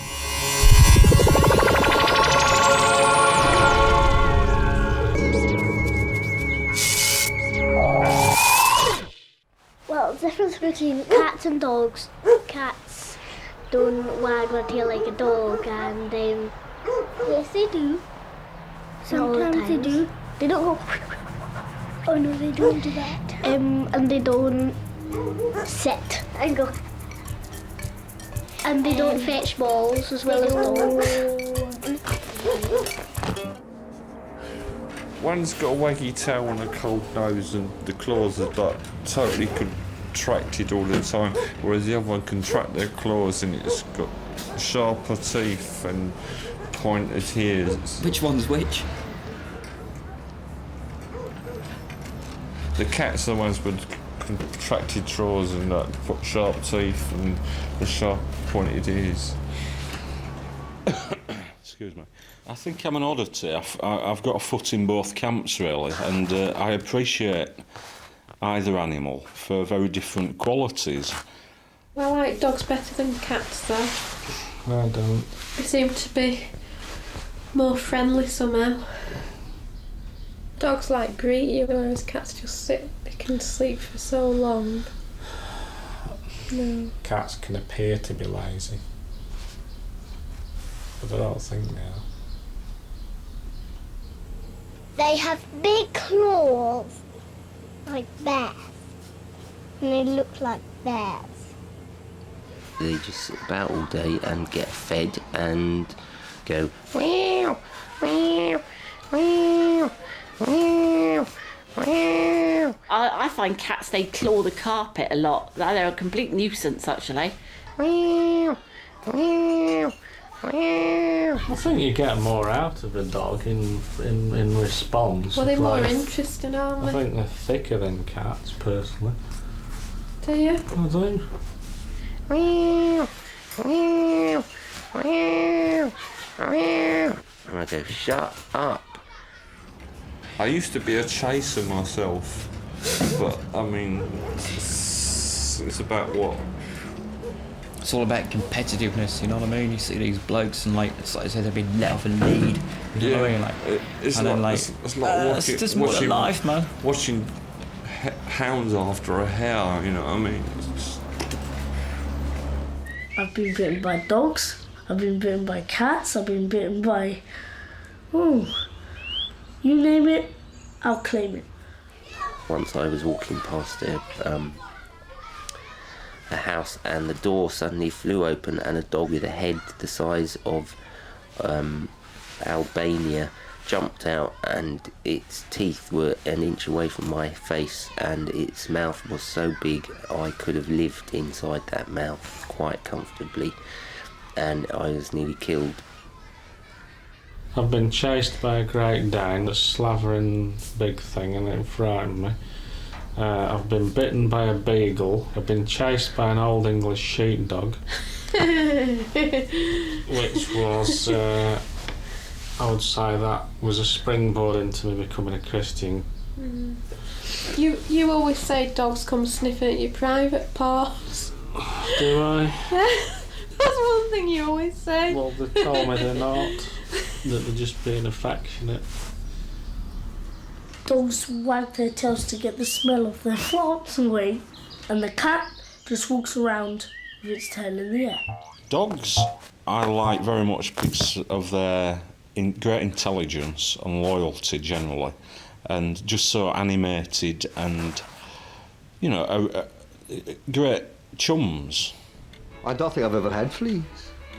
I think the closest I ever got was scabies, and that was quite bad enough. You would entirely cover your body from head to toe with this alcohol solution. And there was always this sort of nagging doubt that some part of your anatomy would catch light like a fuse, and it would just be an enormous blue puff. I think the best thing to do is to put on some flea powder, which you get from the vet. But it's probably not a good idea to have a good scratch, because that makes it red and raw and a bit rough and everything. You know, I've never had any breed that's been a kind of a pampered, you know, pooch, you know. They breed these mutant dogs, don't they, and give them awards for how mutated they look.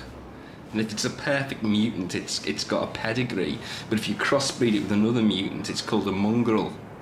Most pedigree dogs, to get them perfect, they've got things wrong with them. It's either the bull terrier or the bulldog can hardly breathe, because they bred into them, that flattened face, it's a bulldog, innit? And a lot of the breeds have suffered when they show a cross. They look ridiculous with silly bowls. They look stupid.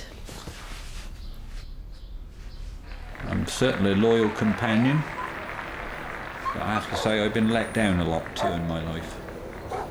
I might be very loyal, but I do, like my father said before me.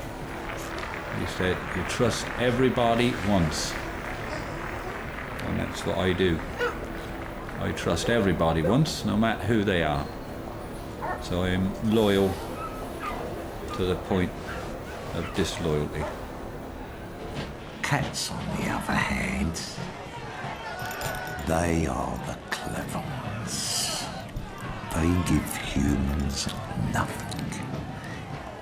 I'm not a cat person. No, they're not loving enough, and they hiss a bit, and they don't do anything. They just wee all over the garden and leave brown stains all over the grass and just make a nuisance of themselves. I've defecated outside, of course I have. You know what I mean? If you step in dog mess, then it's not very hygienic, and it's not very it's just not nice. You kind of get an antennae. The slightest thing, kind of, you know what's going on over there? Sidestep it. And if you can't sidestep it, make sure you come through it. Because at the end of the day, cats, when they go to the toilet, they clean up and they cover up after them. And that has got to be a sign of higher intelligence.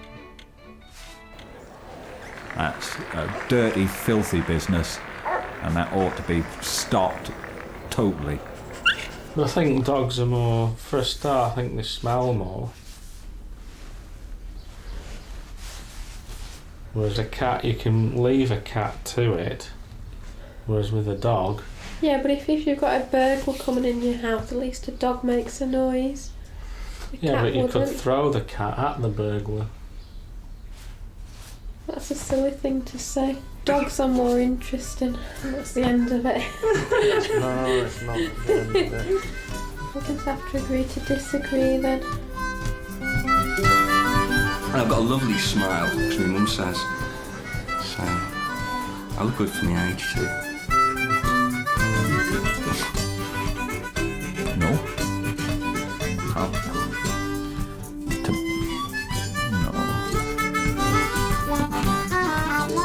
No, I think No. I like seeing friends and just sort of taking it easy and just sort of being comfortable but not extravagant. I'm just like sitting down, eating, drinking, being merry, really. Christmas is celebrating something to do with God, yeah? But then again, do you believe in God? You know? It all goes around that sort of thing, like. Yeah. So I think Christmas is a time where people just goes out and just goes mad and buying people's gifts and stuff like that. Christmas is Jesus' birthday, I think, but I think it's not the exact date. I think something else happened on that day, but I'm not exactly sure. Christmas. I love... I go everywhere at Christmas time with my mistletoe attached to my glasses, and then I can kiss all the chaps that I've come in contact with. I managed to get the caretaker. Well, I didn't manage to catch him because I had my mistletoe on, and he was in the car park, and I went up to him and I showed him my mistletoe, and he ran, and he's a really fast runner, and I couldn't catch him. It's just the excitement of actually, just still get a bit of a thrill out of it, after all these years. Brings me back to my childhood. As I get older, I like hearing Christmas carols, and that's quite nice sometimes, but if it's cold at Christmas and there's snow on the ground, it's lovely that side of it. Jingle bells, jingle all the way. So much fun it is to ride in a one-horse open sleigh. So, dashing through the snow on one horse open sleigh. I love dressing up, I love dressing up at Christmas, The flashing earrings and all the tacky stuff, I just like the atmosphere and seeing the kids' faces, and just always liked it. So, jingle bells, Batman smells, Robin flew away.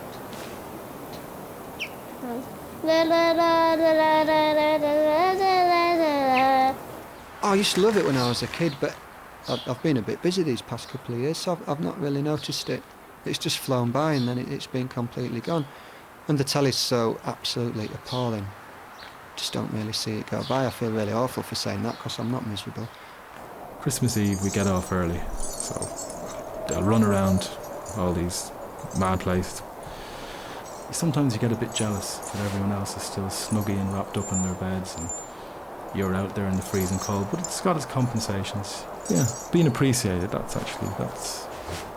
the nicest part of it, when you are appreciated. I think it should go back to the way it was, like the old pagan days. Christmas. Celebrating nature, just sit down with a big plate of organic food, that'll do. Midwinter's feast on winter solstice.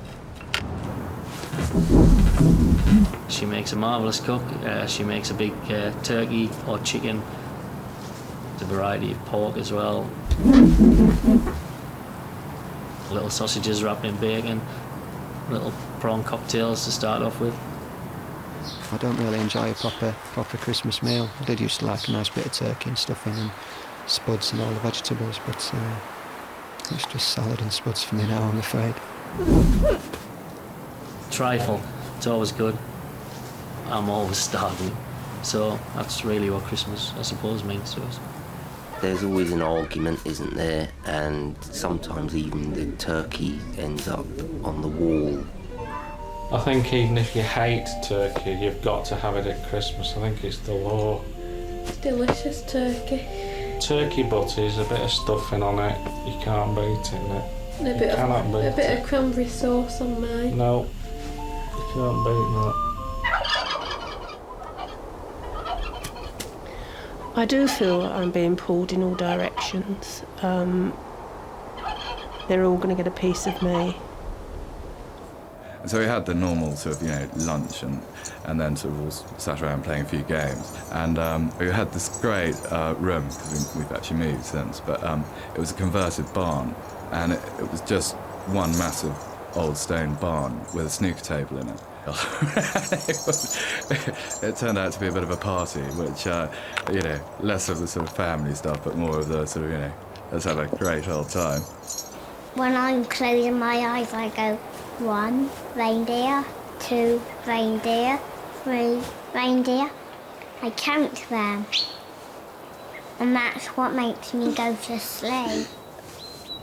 It's best if you're a kid, because then you ask for something. Like the new underwater man with the special tanks on his back and the flippers, and instead of that you get this big chemistry set, and you're 6 years old and you've got 50 test tubes full of chemicals to play with, and you look at it and you go, oh, thanks. As far as exchanging of presents goes, well, I've given up with that idea. I think people get more stupid with their money at Christmas. The amount of stuff that people buy, I think people buy things just for the sake of buying them. They don't actually think, this is useful, you know what I mean?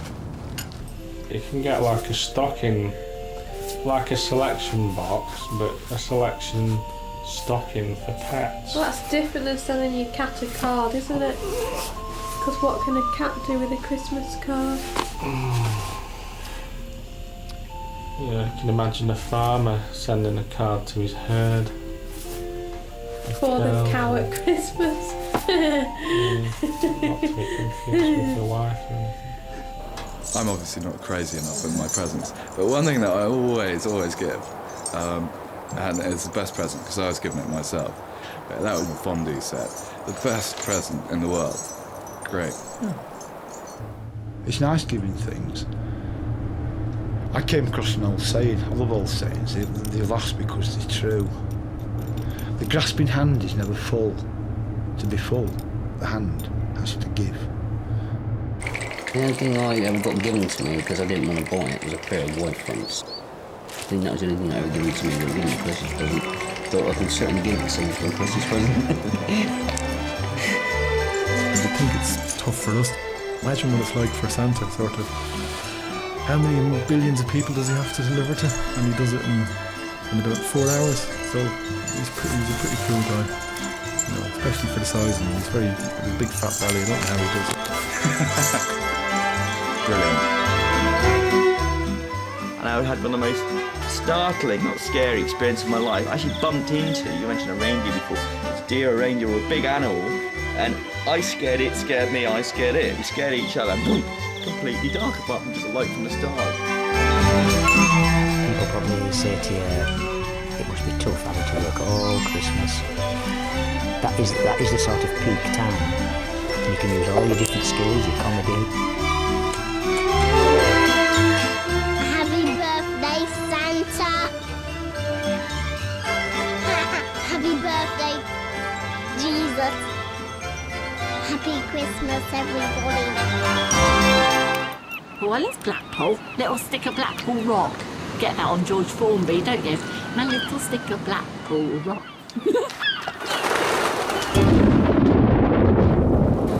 My family's been out here running a donkey ride since 1886. We've been here, so we're a long-established family, and we've seen a lot of changes over the years.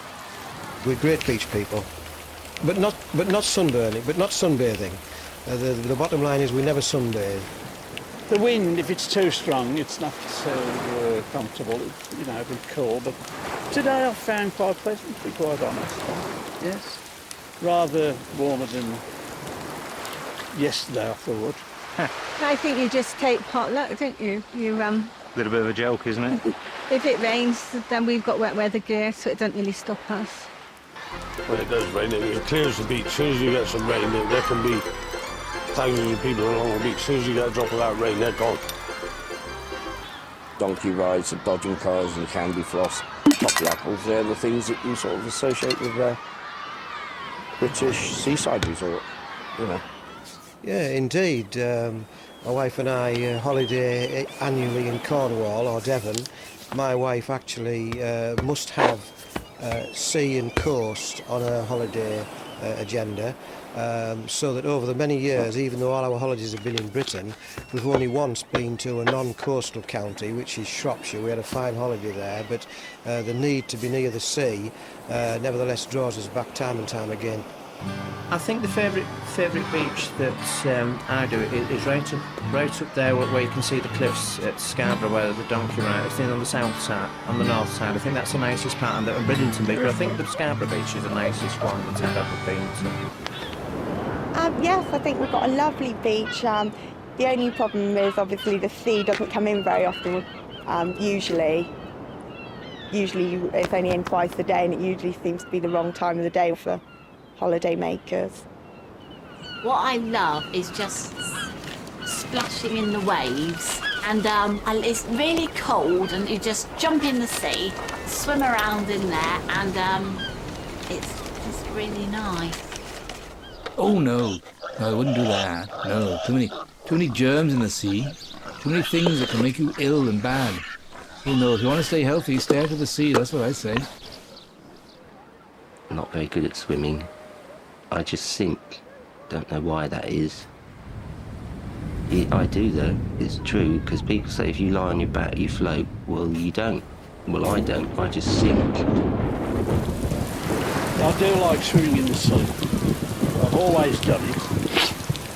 We used to go to Cornwall, which it was nice, but it was always windy, always cold. But if I found this area, we always feel, much better. I wouldn't mind living down there, to be quite honest. I had octopus once when I didn't know it was octopus. Very tough, yes. Very tough. But I ate it. I'm saying now that I won't eat prawns and all these things, but I ate that. Yeah. But when I knew afterwards, like everybody else, I felt quite ill. In our own part of the world, we're extremely attached to Whitby, and visited in what's called our Whitby season, which is from October to March. I've always felt uncomfortable with hot weather. I don't like hot weather. I don't like it. So, and you don't either. No, I can't. So we're agreed on that. I love sunbathing because it's very warm and it's very relaxing, and it's almost like just being in bed, really, isn't it? Except it's like having a big electric blanket over you all the time, and you go brown, and that's always good. I can't sunbathe for very long because I had a very hot sun. I got sunstroke, and I can't sit out in it too long. I can sit for so long. I sit for an hour, put some plenty of cream on, but after that I start feeling sick and I've got to come in. At the end of the day, what's it doing? It's cooking you, isn't it? The sun is actually cooking you. Plus that's why you go brown flat. If I'm in it for 10 minutes, I get a heat rash. No, don't want to burn my skin, do I? Bad for you.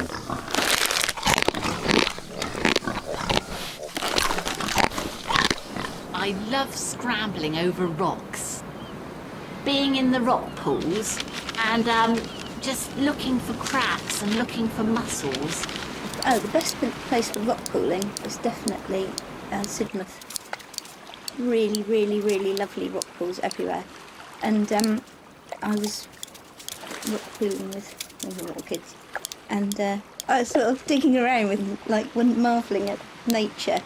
God, this disgusting thing, this turd fish, and it comes really slovenly, and I pulled it up and I was trying to sort of marvel at it with the children. It was so disgusting.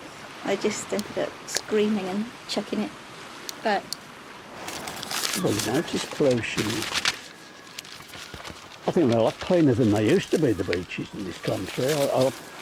They're beginning to get their act together, I think, now. Well, they have to, don't they? There's the European regulations on beaches. Well, the one what springs to my mind, it was a very, very big spillage. Worst fear, I suppose, isn't it? If you dive in, you dive in. Yeah. I don't want to go in the water and come up with oil all over you. Yeah. It must put people off a holiday to see the state of it. I think they get fined. I'm almost certain they do get fined, the ship owners. Pollution is a problem everywhere, isn't it? I don't know. On the beach, what do you get? What pollution do you get on the beach? You get, well, too many people probably, worse pollution, and radios. We wouldn't sit next to someone that had radios blaring out and were really being loud and everything. I think if they came and sat next to us, we'd move. If we were sitting on the beach, or if they had dogs or stuff like that. We wouldn't stay there. But the only reason I'm still doing this job is because of the children. If you see their faces as they get off a coach, remember, some have never seen a beach before, and it gives us great pleasure. The children are what make the job. The old stuff, the donkeys and the carts and things like that, they're going to be around for a long time to come, yeah. The high-tech games, I think really they've had their day.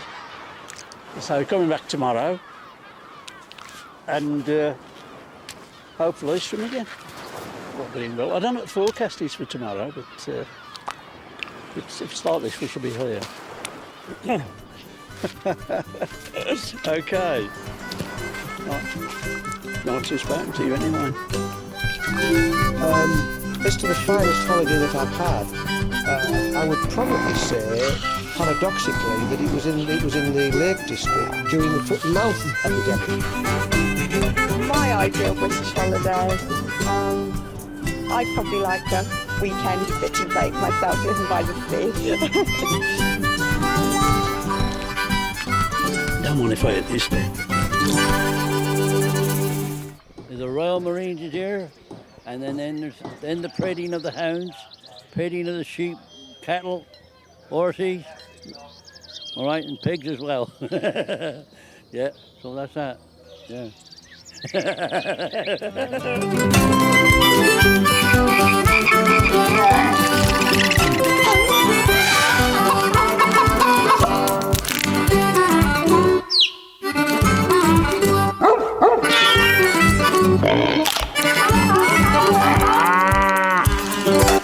Could I explain what the county show is?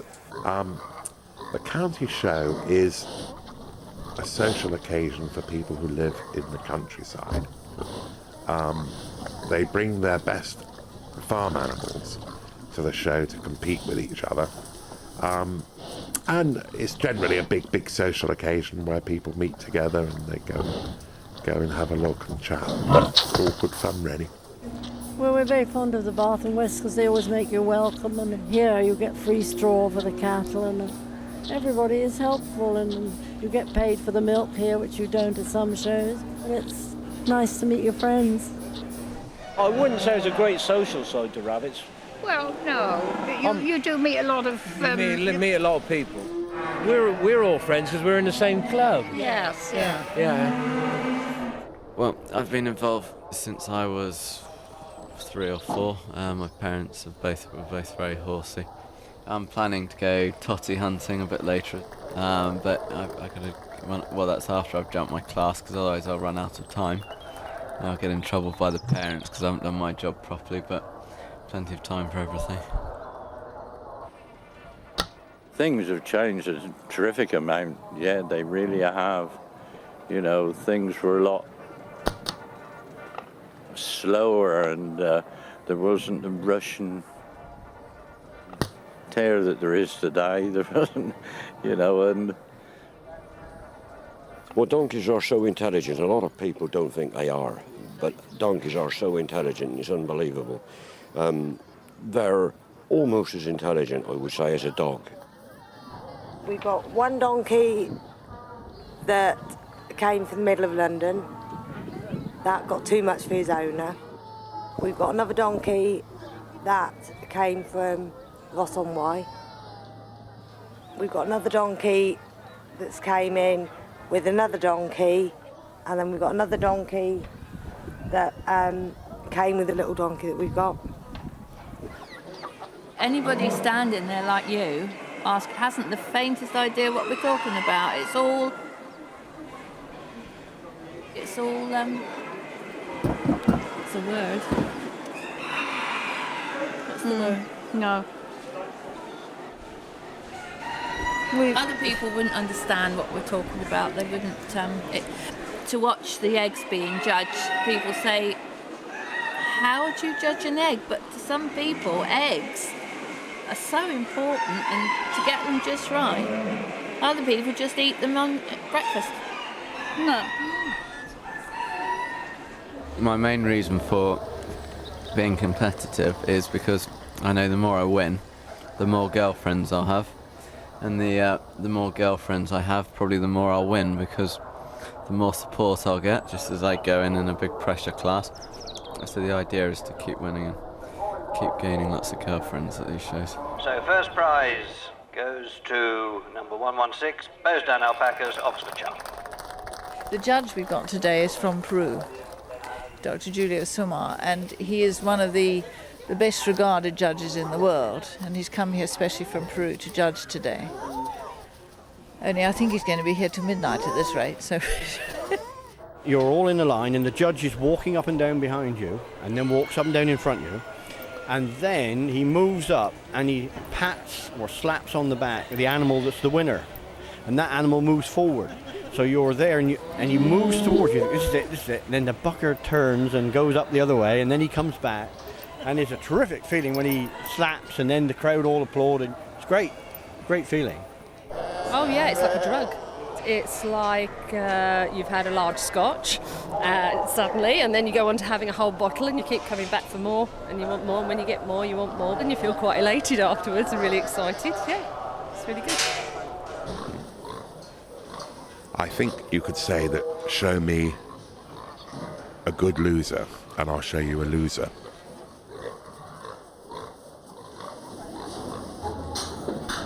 If you keep waterfowl, number one, you're going to need a pond. Especially if you keep white ones. But if you ain't got a pond and you've only got little dishes and buckets, then everything's all mucked up. And then it's 10 times more work. A little bit disappointing in the results, because the best eggs for the show were actually duck eggs, and I did really well with my chicken eggs and got lots of prizes, but I've been beaten by duck eggs, so it's a waterfowl against chicken, which is disappointing. You're trying to maintain a standard to get the ones which will go on to the next stage of breeding, and so it's constant selection towards perfection. Breed like rabbits, forget it. Hell no. All the pigs here, of course, are pedigree. We can go back generations. A pig without a pedigree is just a pig. And there's no problems with the confirmation that any aspect of it. The animal is a well-conformed animal. You do occasionally get people cheat. They use the same eggs for more than one show, or use them for quite a few shows in some cases, but you normally get caught out if you cheat. They hard boil the eggs so that they don't go off, and use the same eggs again and again. Or buy them. Yeah, there may be people that buy them. I don't know. I don't buy my eggs personally. No. No. Not at all. I've never shown eggs. Only when I was forced to once. When you're checking out the competition, you wait until they all go back to their truck and trailers for their evening meal or whatever, and then you come up and have a good look round late at night in the twilight hours. There are stories about cows that have been milked out and in the middle of the night, and bulls that have suddenly gone lame, and all this kind of capers, and blown up with wind because someone's put someone in the food or whatever. But I mean, that's a kind of their stories, and that happens very, very infrequently. We've had one or two very slight instances over the last 5 years, but in the old days, when there was... I'm just giving an interview to a gentleman who's doing a TV series, Carl, and I'll give you a ring right back, all right? Okay. Sorry about that. Thank you very much.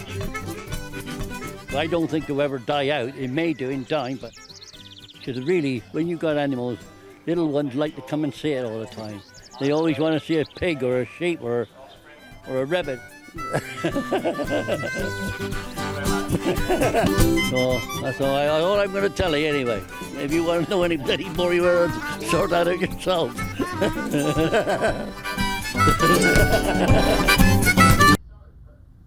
There's always that thing, isn't there, of families. There are bonds that are very strong and loyalties and all those things that hold the family together, and then they're usually balanced by pain and misery and I mean, I really haven't got time to go into it because it'll take all day. How do you get on with your brothers and sisters and your mum and your dad? I don't get on with my sister very well. No, I don't get on with my brother, and I don't get on with my brother at all. But I get on with my mum and dad fine. I sometimes get on with my mum and dad. They sometimes get really grumpy. Introduce yourselves, first of all. I'm Brian. And I'm Keith. We're brothers. Brothers, man, by blood, not by just the name. As brothers go, he's cool. As his unique ways, let's say. You know? Right. As everybody does. Your family makes you feel like it's a roller coaster of emotion, isn't it, really? Right, some things are really joyous moments, and others are fraught with desperation. It's the roller coaster ride of life, isn't it, really? That and my wife and my daughter and I live. Monica's got 2 children as well, but hers live one at home and one in Reading. I've got a son in Reading. How did you feel when they sort of left the... Well, he left the nest. He didn't come back, really. Is that one of yours as well? Yes. I've got 3 children, 2 girls and a boy, and then I've got a boy and girl which are twins, and then I've got twin girls, and they've got 3, 4 each. 4 children each. So I've got 8 grandchildren from my daughters. And at the minute I've got 3 grandsons, and I'm hoping for a granddaughter soon, I hope. Well, he's got 5, and I've actually got, here I've got Jasmine, I've got Ken, Charlotte and Matt, and I have another 3 in Swindon. So I've got J. Jerome and Jessica in Swindon. Yeah. So I've got 7. Yeah. 7 meals to get at. Yeah. Plus our own. Plus I travel backwards and forwards in between both, like. I can see that. Day in the morning, it is sunny. Is it? When I stand on my brother's toe, by accident, he tries to hit me in the head. On purpose. Like this. Oh! I normally give me a little punch, and I give my daughter a little hug. And that's it really, and the sort of arm of Jodie, the arm rough and ready, and they normally give us a bit of a punch back or a bit of a squeeze sort of thing, and it's just great to see them. My eldest daughter will be 68 this year. Hugh, and she is beautiful.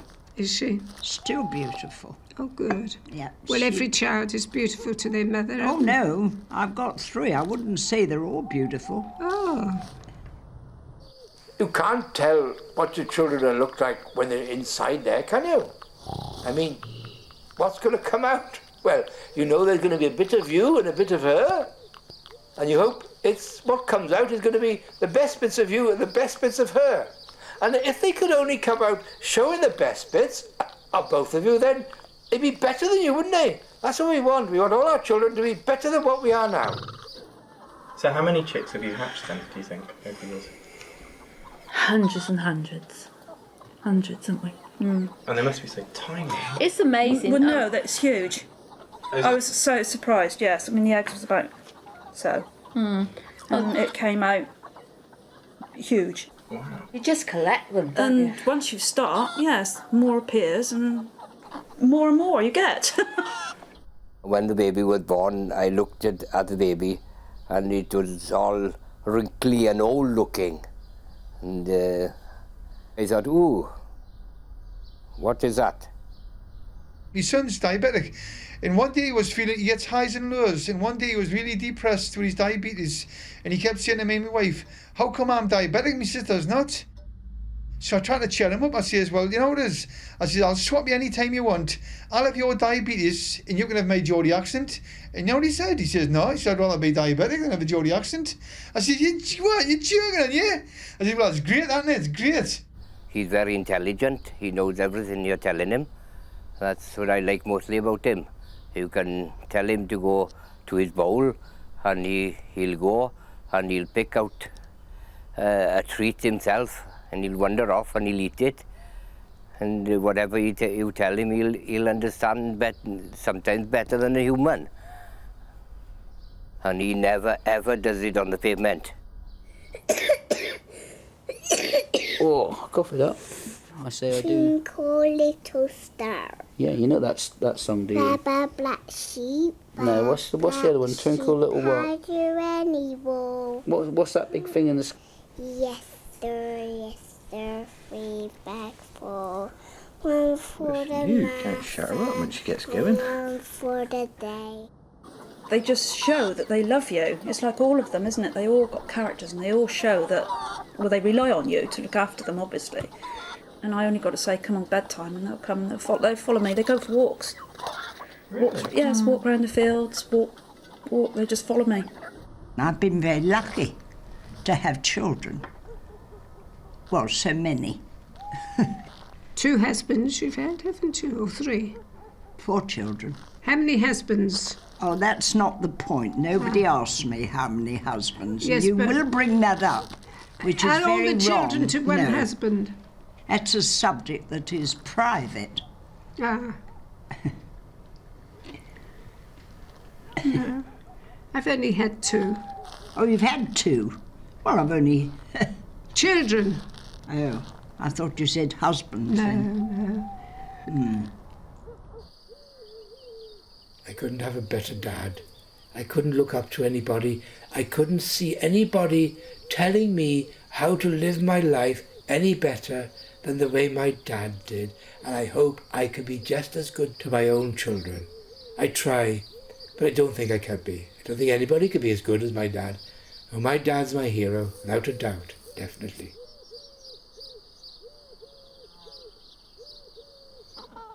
That's it. Yeah? Well, thanks a lot. Right here. Thank you. Yeah, only varies. Mummy? Yes? It's gone. Okay, man. Can I have an ice cream? Mum? Yes? One's ice cream. Do you? Yes. I want the one with that strawberry stuff nibbled over from the ice cream man. What, a 99 you mean? Yeah. With a flake? Ooh, I could perhaps manage one of those. A rainbow one. If there's something that annoys you, something that gets on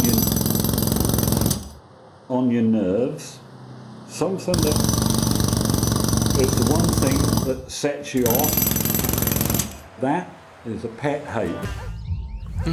Pet hates. What I hate, pet hates. I don't hate too much. I'm annoyed by certain things, so can we go for pet annoyances? Yeah, instead of hates. Yeah, that's better. Of someone someone who's a noisy eater. Oh, yes. That really annoys me. Like that, Joan.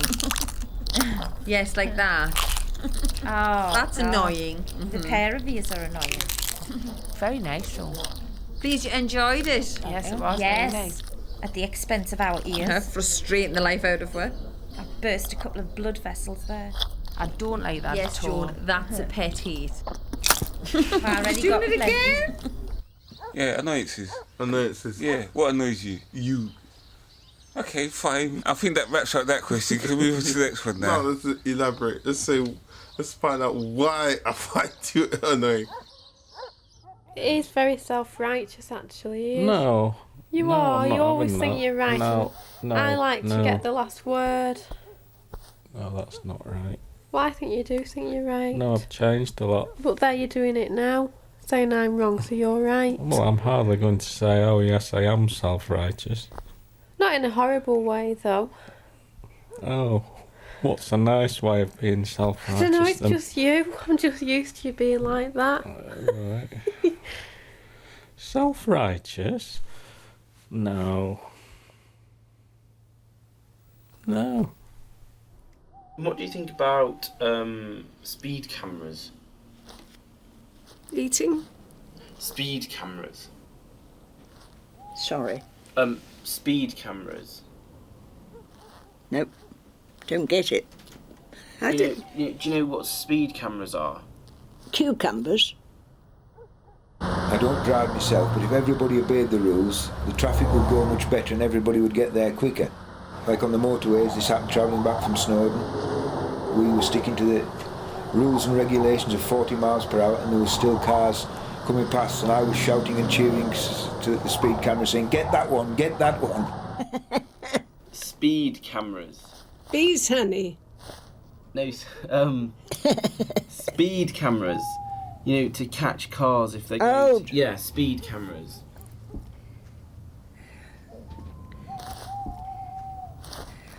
No. Because I can't stand listening to the radio, because the radio I find really irritating. I can't stand just having loads of noise in my head. I hate that. I just like to have silence in the morning, and if there's any noise, it's just me talking to myself.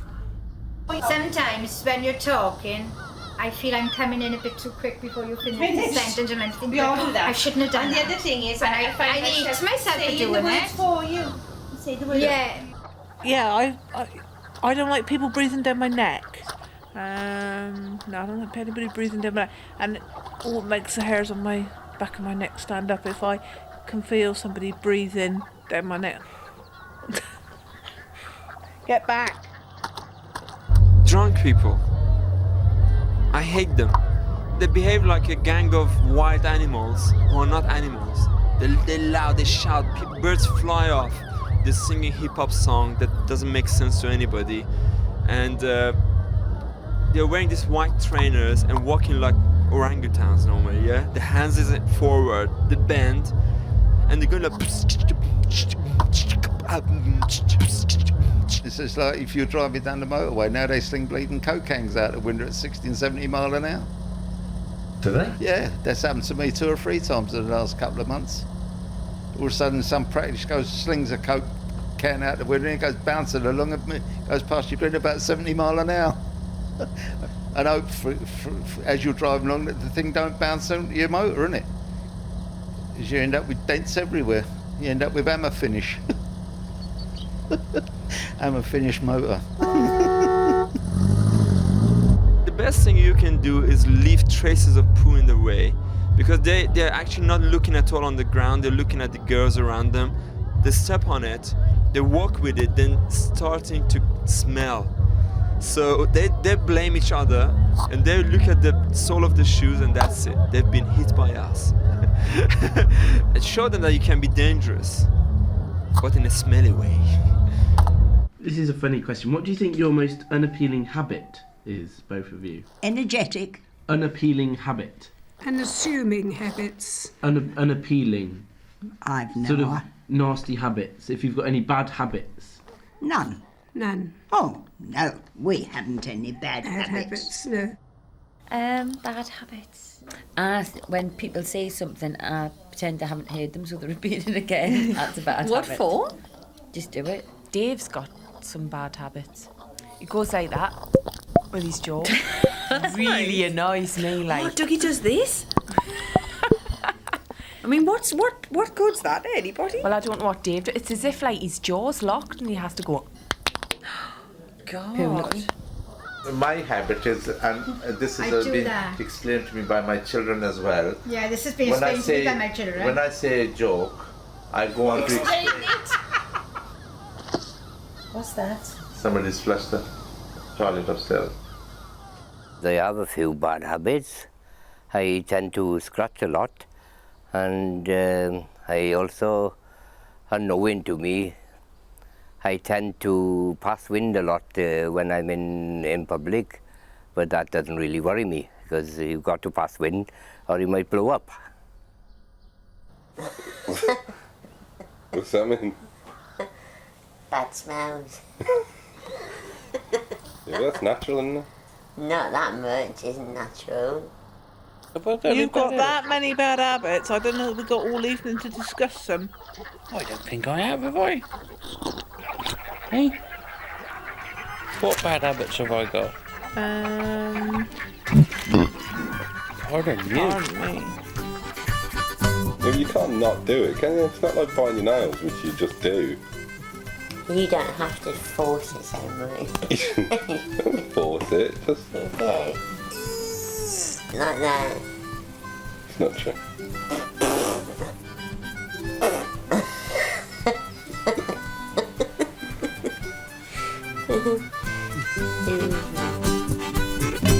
I hate spiders and I hate spiders and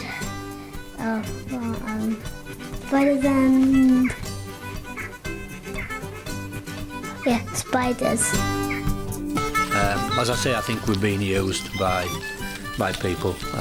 Our tolerance is being used by people for their own ends. I was most annoyed with the election of the last Labour Party. We weren't really bothered about what they did. Do any of you do any impressions? I used to do Dame Edna Etheridge. No. I did, but I haven't done it for about 10 years now. Oh, I don't even know if I could do it now. It would probably sound awful. Can you do one? Only a few. Only a few. Oh, only a few. I can do Kenneth Williams. Go on then. Oh no, stop it. Impressions are sometimes funny because there's like a caricature, exaggerated movement of ourselves. But it depends who does it, you know, maybe 90% of times it's not good. Like when I do impression of someone, it's really bad. Like doing, you know, David Beckham. It's going on like that, you know, it's a kind of a geezer from downtown, you know, South London, innit? No, I'm afraid I can't do an impression of Naomi Campbell. That one? Just like that, just like that. Just like that. No, I can't do an impression of Kate Moss either, I'm sorry. Yeah. Doing her just like that, shall we? Just like that. Or just like that, just like that. What I hate is when people do that bloody Taxi Driver, Robert De Niro. Talking to me, shut up! You know, it's so overdone, it's unbelievable. This is Robert De Niro as a New York cop. Give me one donut, 2 coffees. Okay, make that heavy on the mayo. I could do a Scouser. I think Julia Roberts would be quite an American voice. Holy, how are you today? How are things going? That would be my impression of Julia Roberts. But I always laugh at the bloody goat. Oh, that sort of thing, yeah. Oh, aye.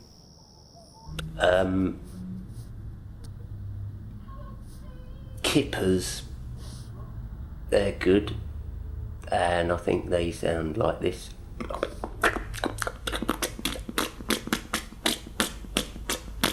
Well, then there's a bloody chicken.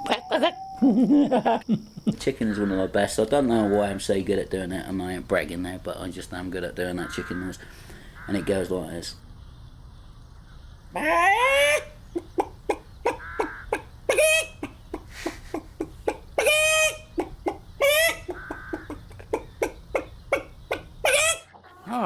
I don't really do animal sounds like that. I got the wife to do all that, see? Hey?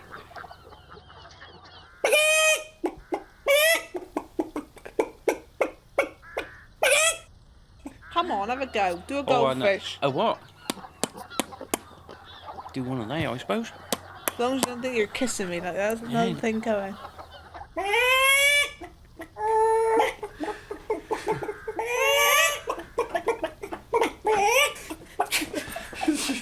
It's just the faces you're making when you Yeah, do but it. it's very hard not to make a face when you do the chicken impression.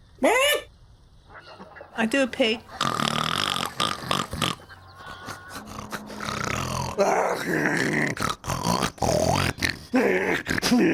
Give me, pass me a tissue, my nose is curling. Quick.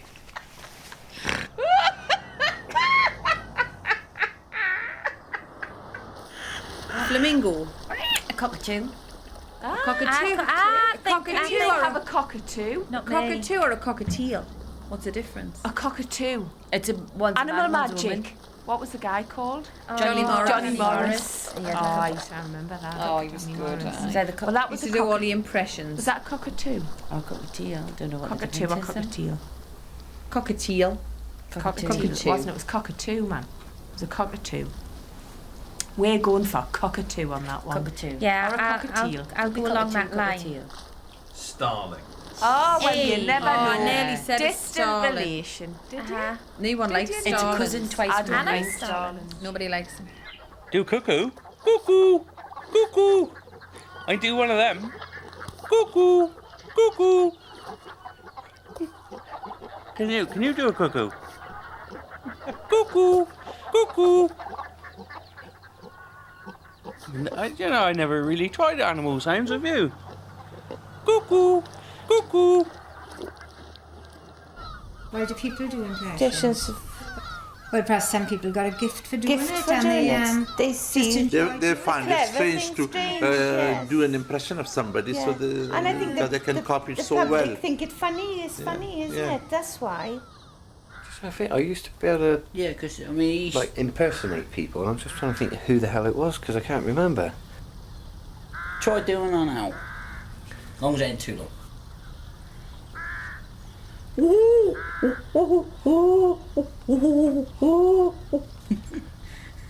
That's not bad, actually. That's not bad.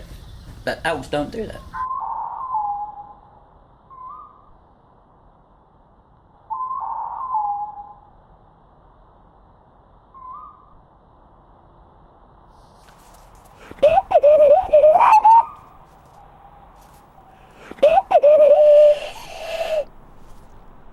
Yeah, you go, Yes. doesn't he? Yeah. And then you think, well, what's We put it- we somebody's put it trying out, to yeah. send me a signal or Yes, something. it's not a very... We have because a very everything is different one. quiet, and No. I hear that, I and like I don't I like like it. the sound of No, I that. don't The one you were You listening like to it? in Come There was cuckoosh to, No, that's cuckoosh not to the from- pigeon. Yeah, over here. Oh, Frank Spencer. Biddy, I'm having trouble. The cat's just done whoopsies in my beret. Yeah. We can all do Frank Spencer. Oh, I can do Victor Meldrew as well. Go on then. But I haven't done him for a long while. Go on. I don't believe it! What the bloody hell do you think this is? God's sake, I don't bloody believe it! That sounds like a homosexual Victor Meldrew. Well, he is, isn't he? Is he? Yeah! No. Yes! I don't believe it.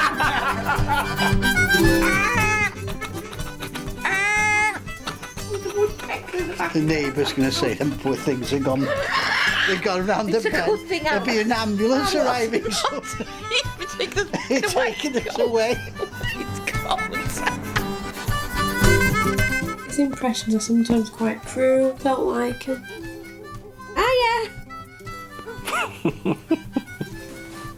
It's being stupid now.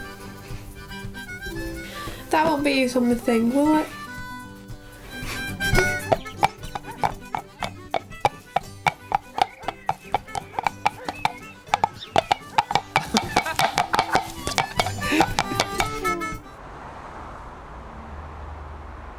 As I look down, I can see an empty beer keg standing beside a plastic bucket full of don't know what. And looking out further, a melange of undergrowth and rubbish and rocks and bricks and concrete and shoes, and then in the distance the marvellous vista of the motorway. like a dream come true. What's the neighbourhood like round here, both of you?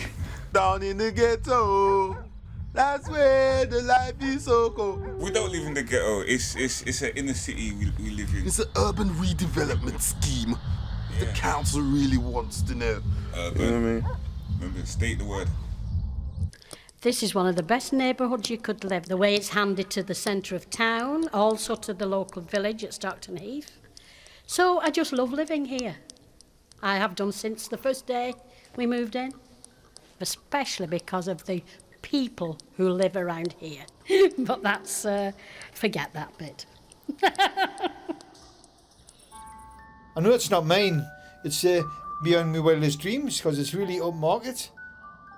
And I'm not kidding you, I would never have dreamt in a million years when I was in Newcastle, I would be living in a place like this. It's a lot better. Much nicer. Yeah. Much nicer. Lots Bigger. Yeah. A lot Bigger. more Much room. more spacious, yeah. More Yeah. garden. It's nice to have a garden, yeah. And dare I say it, more than one loo. Yeah. My dream house would be like really modern day. There would be an elevator to go upstairs. So my feet get tired going up to bed. I was just like, I had to keep on climbing it every hour. That wall there, for about 3 foot up, was running with water when we moved in. And I was a long while trying to work out why. No. No, what's a stupid question? Damn problem. No, I don't think so.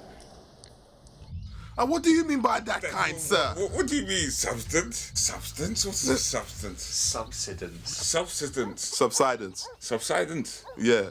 Subsidence. You're lean. Yeah, I'm lean. Yeah, I've got a leaning problem. Yeah. No, you mean if... What do you mean, Dad? Subsidence? We don't get any subsidence here. Nothing here at all. I'm not sure. I'm not sure why. I don't think we get it here. I mean, some people lay stones on sand, but I don't agree with that. I lay stones on clay, which is what is underneath, and I use the Italian system of ramming it in sideways when it's moist, and then jumping on it. Jumping and jumping and jumping. You can actually cause yourself varicose veins if you do that. It was built by boys who knew how to build houses in the 1950s, because that's built with brick. See? A lot of these houses you see now, they're just thrown up. This one was built putting one brick on top of the other. I think I'm here permanent now, absolutely permanent. I've been here for over 2 years now. Yes, because I've been here about 2 years. I've been here I think I'm longer than you. Yes. You would have, yes. I became... I'm not sure how long I've been. You were here when I came. I've been here 4 years. Roughly 4 years. I can't remember. Enjoyed I every minute think of I've been longer than 2 years, I'm sure of that. You have been, yes. Well, it's just nice to know that there's, like, I come here and there's people like Muriel and a few hundred, well, a few. Yes, yes, a few. And they're all the same. We're all here for the same purpose. Companionship. That's it. Friendship, conversation. We talk about past lives sometimes, future. What we're going to do tonight. Monday I wait for Thursday, Thursday I wait for Monday. No, I didn't say that. No, I know you didn't, but mine I was do. I said to one of them, did you have a nice weekend? But we did say that, I mean, we quite like it, don't we? We did say if we win the lottery, we'd put a swimming pool and we'd be quite happy here, wouldn't we? Like to somewhere sort of like warm in the winter and then come back here in the summer, because I do like it here. Spain. Yeah, Spain. Spain. Algarve in Spain. Algarve. I don't know, haven't really given it too much thought. Miami would be nice. I've noticed when you pass people down here and you're smiling to say good morning, you sort of wouldn't do that in Newcastle. In Newcastle, they would think you were soft. I mean, you just didn't do that. People just sort of walk past each other and bump into each other. But down here, it's just nice and friendly and I like it. I mean, It's great. It's friendly, although we don't mix. No, that ain't the right word. We don't walk in and out of each other's houses, but everybody's friendly, everybody speaks when you see them. No, I can't think of anything I really dislike about it. Well, you don't know what's round the corner, but I can't be doing with moving again. Well, the shop's around the corner. What do you mean, the shop's around the corner? Well, there's the hairdressers, the shoe shop, the clothes shop. What's that And there got was a to- post office. Well, you said you never know what's round the corner, and I do. I do know what's round the corner. Yeah, I'm not going to move no more. It's too hard to work for one thing. This is where we are. We'll finish up here. I like it anyway. What would I say I like about this neighbourhood? The views. I mean, the views are just as sunset to sunrise, sunrise to sunset. Wonderful views. Yeah. Here comes the rain. Oh dear. I think it'll go. Seems to be. It'll just be a passing drop.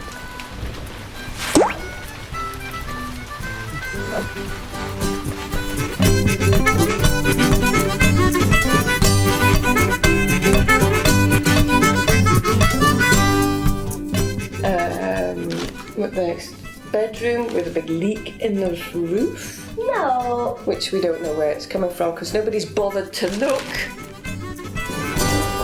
But I like to call myself lucky. But having your house struck by lightning on the first day when you move in seems to me that ain't such a lucky thing.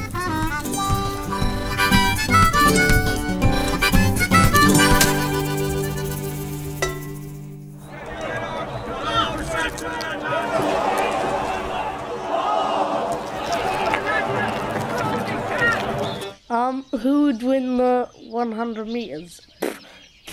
Obvious. Yeah. I could win sort of the first 30 metres. Yeah, right. No, I could. No, you couldn't. And then it'd be you. No, you couldn't win the first half a metre. Okay, as you say, Patrick's the one who's much more You could be wearing competitive. running shoes. That's actually rude. Whoopsie. Personally, I find it so much easier to run with somebody than on my own. It is by far the best form of social. Oh yeah, I really love it. Wife hates it, I love it. What about a mile? Who'd win in a mile? Patrick. I would win in a mile. If you didn't get distracted. If I didn't get distracted. Yeah. No. I think your mind fitness is more important. Mind and body fitness. Mental fitness is more important than your body fitness. Running is a mind thing. It is a mind thing. It is a mind thing. It's not a case of just putting one foot in front of the other. It is a mind thing. If you haven't got the frame of mind to run that day, that time, that minute, you're only one step away from a walk. And that is it. That's a good point. Excuse me, could I interview you about your experience of running? It's exhausting. I get a bit red and sweaty and hot, very hot. And I find at times I get sort of chafing. That's quite uncomfortable. When the Jane Fonda workout video has been on, I have actually joined in once or twice, but at my age now I've gone a bit stiff. We used to go and dive off about 40-foot cliff straight into the sea. It didn't worry us. Now I wouldn't even go within 10 feet of the cliff. But there you are. Just go back to sports quickly. Mhm. Did you ever do sports to impress the opposite sex at all? No, I wouldn't want to impress the opposite sex with sport because I think they just spoils us. The first thing really was, when I first started climbing, was to try and impress ladies. And besides that, all the women you do meet down here are basically hairy baboons, you know, they're not my type, unfortunately. And legs down for power. Hand first, bang. Faster with the hand, Ruth, faster with the hand. But that doesn't mean fast with legs as well. Fast hand first, watch, pause and fast hand, that's it. It's been lots of fun doing this. I enjoy it. Really, really hoping to one day get quite good at this, but I don't know if it'll happen. I'm getting too fat, really. Oh dear.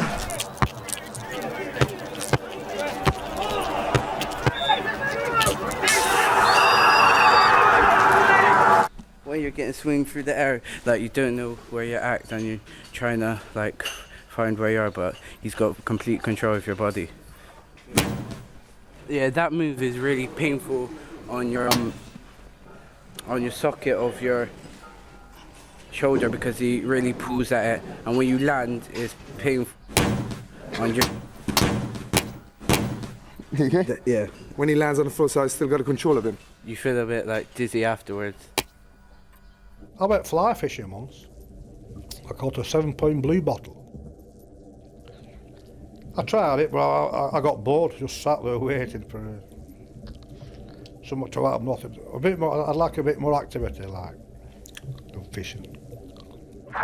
Well, every time you go fishing, you never know what you're going to catch, and every bite you get, it could be something different. I mean, just caught a perch, which is only a little thing.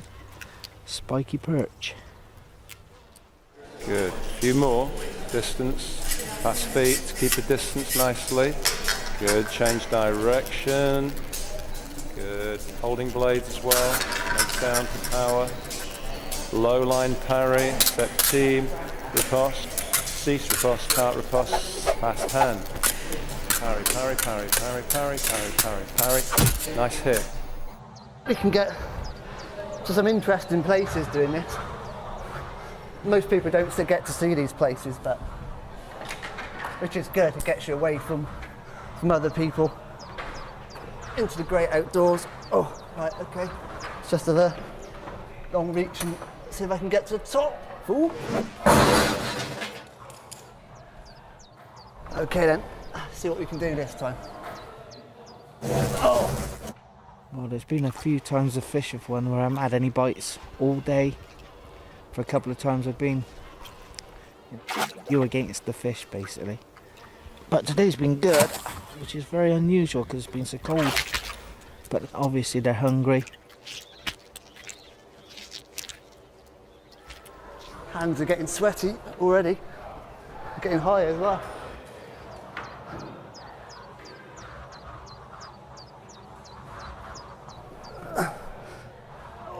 Oh dear. I hope I'm not gonna. Ooh, foot slip.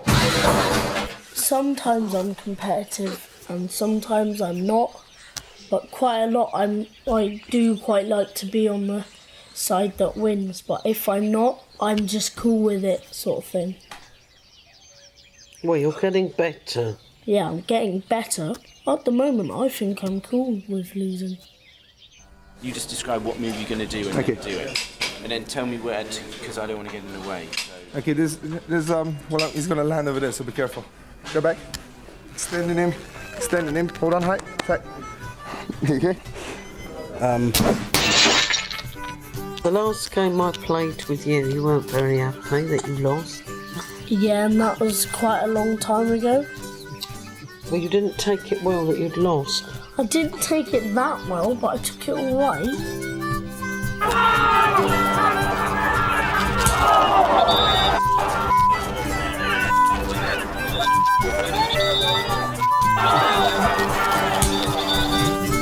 I'm not getting enough exercise. I used to go swimming, but I've not got the time to do it now. I just can't be bothered. I used to like swimming, but I've packed that in. The stigmas in most species of Nymphaceae, the stigma, which is the female organ, actually gets warm by 3 to 6 degrees centigrade, and emits a smell, a pheromone. And the pheromone attracts the insects. And the insects shush what? The phone. But the phone's interrupting me, not me the phone. Yes, but... Do you want me to stop? I heard, through the body odor from others, we realize if we are genetically matching or not. And unfortunately, the way nature works is of odor rather than perfume, you know. So the way it is, I'm sorry, I can't change it, so I smell and I like to smell people as well. If I smell you in the street, don't be offended. I went to an animal rescue charity in a very deprived part of northwest London. And I took one look at her, and something happened. It was one look, absolutely one look. I didn't really like him actually, to be honest, at the beginning, because I thought it was a bit of a sort of know-it-all. Oh yeah. But the way he ate a sandwich, that was it really, and you could see his stomach. So yeah, that's why I quite liked him first of all. You've got to be confident and optimistic. If you're pessimistic and always on the back foot, I don't think you get anywhere. So, you know, a bit of the old cockiness, you know, I think they all like a bit of that. I am sexy all the time. Do you know what I mean? Well, which part of you? Oh, all of exactly? me, of course. You know, that's... So I feel like that when I get out in the mornings, you know, I feel very sexy. Most of the times you're not there, but they're not that, you know, can't help that, can he? But do you feel sexy? No, particularly. Well, it is early, isn't it? Yeah, sure. Of course I'm sexy. I can use my voice. I can tell you I love you. I can whisper this on your ear 100 million times and you will scream for more, more and more.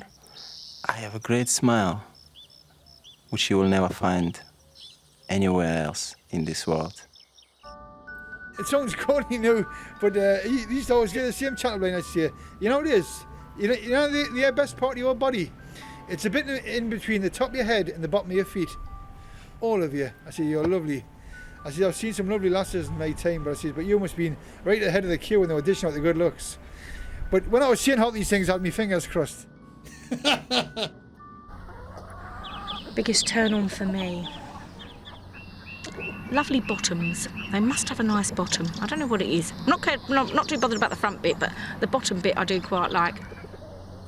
I'd never worried about size or shape, or I've lived with mongrels for half my life.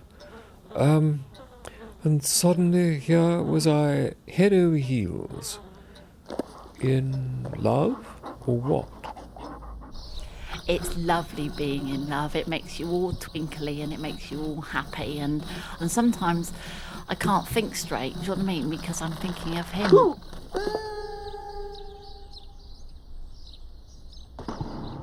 If you're looking for a disco dancing spring rabbit, then you would find me a bit boring. But if you are the kind of person who likes to sit around and moan a lot, then you could say I'm a very good companion. No, actually, he's not too bad. He's not that unsavoury a person. I think he's alright. Thank you. I'm really intolerant. I'm not that unsavoury a person. The thing is with you, your mother did everything for you. And then when you come up to me, you're already bloody useless. Obey, that's what the vicar No, said. I didn't. When we got married, I did not obey. Obey. No, I didn't obey. Obey. No. I have lots of trapped air that has to get out somehow. And that's really bad when you're sleeping with someone. And methane gas is lighter than air, so you end up on the ceiling. And so that's why I choose not to sleep with anybody, and that's why I don't have a partner for a long time. It's all not my fault, it's the methane gas fault. got about, wait, let me count. 19 boys fancy me, but I don't fancy them. I actually fancy Roo and he fancies me because you're pretty, that's why. I'm really gonna get in for that. I used to be very romantic when I was younger. I think everybody who's younger is very romantic, you know. Fall in love, thinking about the partner, doing different things to them in your head.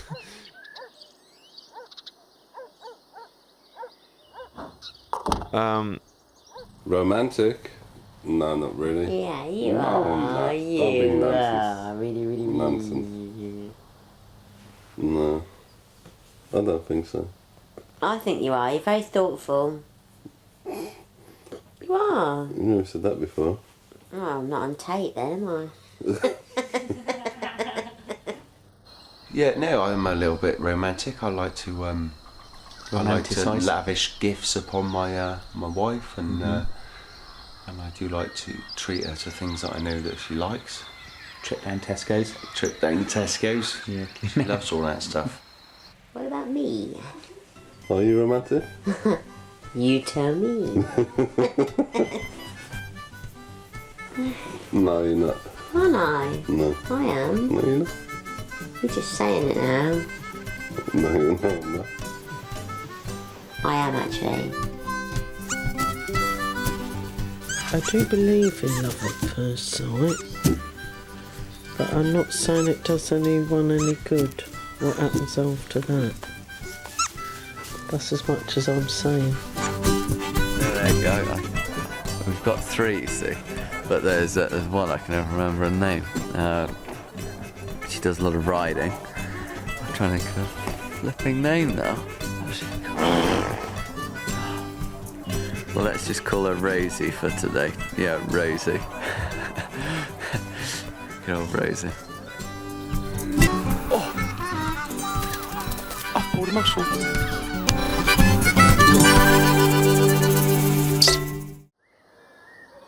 I hate going to sleep, I do. Just do. I just hate going to sleep. I do. Just hate going to sleep anyway. I do. I don't like going to... How many hours do you reckon you could stay awake for? Competitively. 24. Well, yesterday I can use as an example. I stayed awake for 8.5 hours. I did. 8.5? Yeah. Wow. Oh, the sleep is very important. For me, it's very important. For me, sleeping is very important. I think it's very important, the sleep, for me. People think that when you work on nights that you'll automatically go sleep in the daytime because you're so tired. It doesn't work like that. I wish it did. Because you're really, like, you come home at 6 in the morning, I'm buzzing, aren't I? I probably could go to about 10, 12. I probably could stay awake all day, actually. But then all of a sudden, bang, it hits you like a wall. What happens is, if, say, for instance, It turns into a grumpy old... That's what happens. What was I going to say then? I had a good one then. Oh, sorry. I don't go to bed till late. I couldn't go at 9 like you. You couldn't? No. 9:30 and that's it? Lunchtime? No. No. Normally, I'd have 6 to 7 hours sleep. I think it's advisable to have 7. I know that if you have more than 7 or less than 7, you're likely to die earlier. If you're tired enough, you'll sleep anywhere. Doesn't matter where it is, as long as it's warm and dry. That's all you need, really. Slept in fields, stuff like that. Tunnels. Under motorway bridges. Slept in the middle of motorways, actually, a couple of times. Yeah. It does something queer to folk, doesn't it? I mean, they might be a bit more sparky, and they might be in the mood for love. I could sleep 12 hours, easy. I could go to bed now and not wake up till 8 o'clock tomorrow morning. 5. Now the phone's ringing. Right. Hello? Hello? No, I'm sorry, she died ages ago. You need to update your records a bit better. She didn't. There's only the neighbour that moved, but they don't like to. I heavy breathe at night. No, man, you snore. I don't snore. You've always snore. No, I don't snore. You snore. I don't snore. I don't snore. You do. Why are you doing that? I'm telling you, I've heard you snoring, right? And you won't believe it. I'm not gonna lie to you about something like that. You snore, man. I don't snore. You do, like a pig. I've never heard a pig snore. It's diabolical. I'm not kidding. I'm not being nasty or anything. I'm telling the absolute truth. It wakes me in the night. It did early this morning, round about 4 a.m. And I shook. Well, I didn't shock Jackie. I said, Jackie, turn on your side, because when she's lying on her back, you see, her head will flop back, and she'll go. And I thought, oh, you're nasty about me. No, it's not. I'm not being nasty. I can't help it, can I? No. I can't help it. And you've had your adenoids out. Yes, haven't you? I have. Yeah. Yes, and my tonsils, but I can't help it. I've got to lie on my back because I've got a bad back. If I ever sleep on my back, I have those dreams where it's like you can't move. Really scary dreams. Like you're half awake and half asleep, and I really hate that. You never ever sleep on your back, do you? Not anymore. Well, that's... Well, there is such a thing as nose pegs. Is there really? Yes. Oh, well. Which we'll have to introduce into this household. I'll go and sleep in the other room if you want. Or you go and sleep in the other room. Yes, why not? If you don't get your sleep, don't approach him. Really, don't approach him until he's. It's like seriously, forget about brown grizzly bears, but they don't do damage. What about you when you're tired? You're just like the living dead. I talk to Francis Comatose. Can't do nothing. No, I don't do that. I don't do that crazy stuff. Mummy, Yes, darling. I'm really tired. Do you want to go to bed? No, he never goes to bed. It's the middle of the day, Michael. I'm just like Mummy telling me it's too early. In the day life, you hear a little bird tweeting. It sounds really lovely. But if that little bird is tweeting at 11 o'clock when you're trying to go to sleep, you want to kill them. But in the morning, you think, oh, lovely little bird. For me, that was because it was... Because I went to bed the other day and that little was like there tweeting in that tree and I want to get it down. There's a whole family in there. Yeah, you will then decide that it's almost like... Shut up. Okay, Stephen, have you ever sleep-talked? Well, How do I know? How's he going to know if he sleep talks? You should ask her that question. She... No, sometimes Stephen's like tossing and turning, and I think he's probably running away from somebody. He's probably doing something that he shouldn't be doing, or he's usually, yeah, he does something. So I don't know what he's doing. Open the door, Daddy. I'm sleeping. Daddy, let me in. Daddy, let me in. Hey, get out of my bed. You know what time it is? It's 12 o'clock. Do not make eye contact. Hay. Hay, lots of hay and cows. Hey. Do you dream? Done ho. No. Run home. No. Bang ho. Dream. Yes, I dream. Yeah, they're terrible, aren't they? Oh no, I always dream the same dream and I can never get to the bottom of it. Better go back to sleep. Yeah, go back to sleep. Mummy, Yes, darling. when this going over? It will be finished soon. I'm really tired. Then go to sleep. You can come here. Well, I need to suck your thumb. Yeah, suck your thumb then. That's all right. Well, when do you get this microscope off thing? Get the microphone off now. Know what? You don't have to worry about it. You finished your contribution. You lay down and suck your thumb. I keep getting up. I do.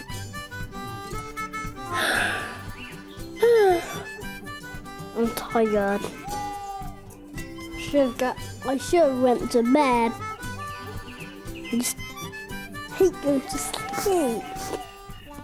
I do.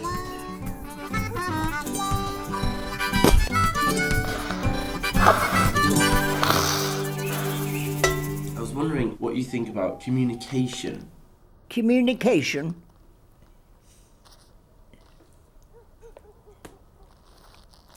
It's a difficult one, that, isn't it? Sorry? I say that's a difficult one. I wasn't listening. No. No. Describe communication. What is communication? Go on.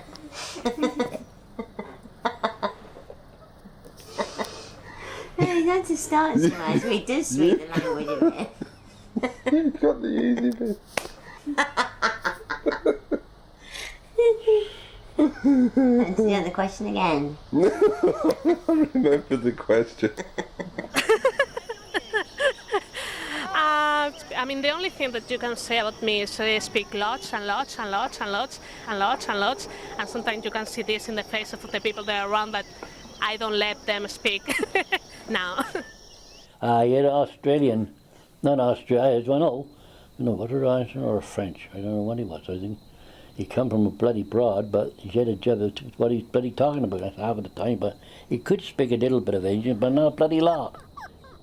I just can't imagine that from an UG we've got, such a, like French, for example. French is very sophisticated, isn't it? Well, French isn't actually as sophisticated as UG, if you ask me, but there you go, that's my view of the French. There are people that say that the French, aren't very sophisticated, and there's other people that say they are, but an UG, if the French language came from that, it's a bit surprising, really, isn't it? It would be UG, wouldn't it? No. There's a thing in Newcastle where everybody's called man, even a woman. If you're talking to a woman, you're going, "You alright, man?" I mean, if I'm talking to my mother, I'd say, "Who, man?" But I mean, that's my mother. My mother's not a man. But so doing here, I've said that a couple of times, and it just slipped out. I'll say, if it's a woman or somebody pushes in, they say, "Who, man? Who you pushing?" Say, "I'm not a woman. I'm a man." I say, "Now you're a woman, man." Urban is the new language. Look at bling. Who's saying bling now? Everybody. Bling. It's not just about the language, though. There's body language, isn't there? Which is there is body language, I suppose, which is universal. And I can tell by looking at you right now that you're looking a little bit edgy, a little bit nervous. And even though I speak the same language as you, I didn't need to know that in order to tell that. Would you agree that 80% of communication is non-verbal? Just thinking about that one. Well, you were looking at me then and communicating. You were frowning a little bit, so you were communicating, weren't you? Yes, I was. And I read your face to say that... Yeah, I guess you could say, 80% is non-verbal. Yes. Well, it's 100%, isn't it, if you're a North Sea diver mending oil rigs? I'm not biting. As far as communication goes when we're working sheep, it can either be vocal or whistle. So, to go left, and it goes round to the right, and that turns the sheep to the left. And that's how it works. It's communication between three different animals.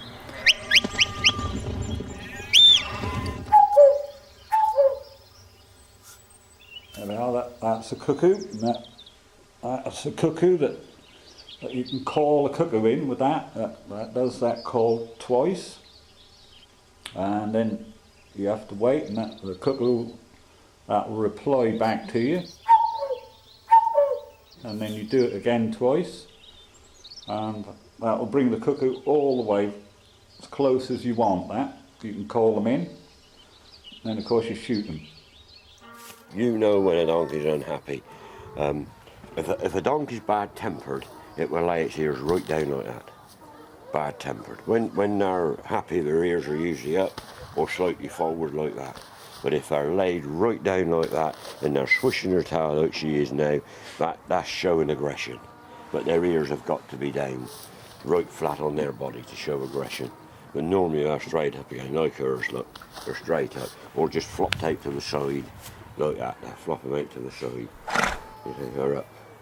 But then they'll flop them out. But they're all up, pricked up, looking happy, like that. But that's the only thing, you've got to watch a donkey when she lays her ears right down like that. Don't whisper things. It defeats the object. Do you have like communication issues between you? No. We just don't talk. It's all about knowing. I tend to be quiet, don't I? I don't do much or say much if I'm... Or you go, if you're angry, Wayne, you go, You always know, and I say to Paul, oh, Wayne's got a grumpy on. On your nose, look, see? Oh, that was a good one, wasn't it? I always thought they were being aggressive. No, that's showing affection. Now that's something you should put your hand in her mouth, look. I make noises usually in the place of words. What kind? You make up loads of Just, baby talk. yeah, in the middle of things and things like that. But you understand, don't you, Bab? And you say things like, I banged my knee. Alright. I wouldn't recommend everybody to do it, but no, you put your hand in your mouth. Yeah, show her your tongue. Let's see your tongue, come on. Show me your tongue, I want to see your tongue. There he is, look, I got him. Come on, I want to see your tongue. There you go, look, there's your tongue. They don't mind you doing that? No, I wouldn't recommend him, no, I wouldn't say you do it, but no, they just trust me, you say, that's what it is. You need communication. I mean, it doesn't matter that you don't speak the language or you don't speak because you are blind or you don't hear. I mean, it's something you need to live. You need to communicate. You need to communicate with someone. Something you need. Always there's something you need or something someone needs and needs to communicate with you. So it's something really, it's really important. The communication is something. You have to be positive. You have to talk. You must love one another. You must understand. You must communicate. You must read books. Yeah, for real, man. And we out. Peace. Yeah. Shut up, Brian. Okay.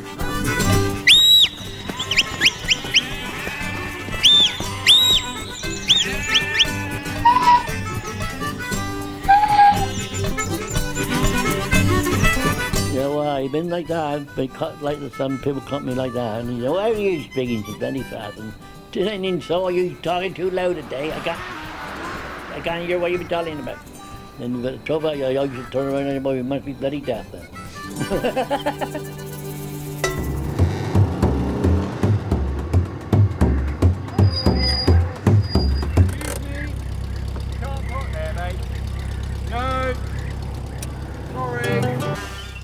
How often do you get out and about in the grounds? There was a time when I was a young man that I used to regularly go for long walks around.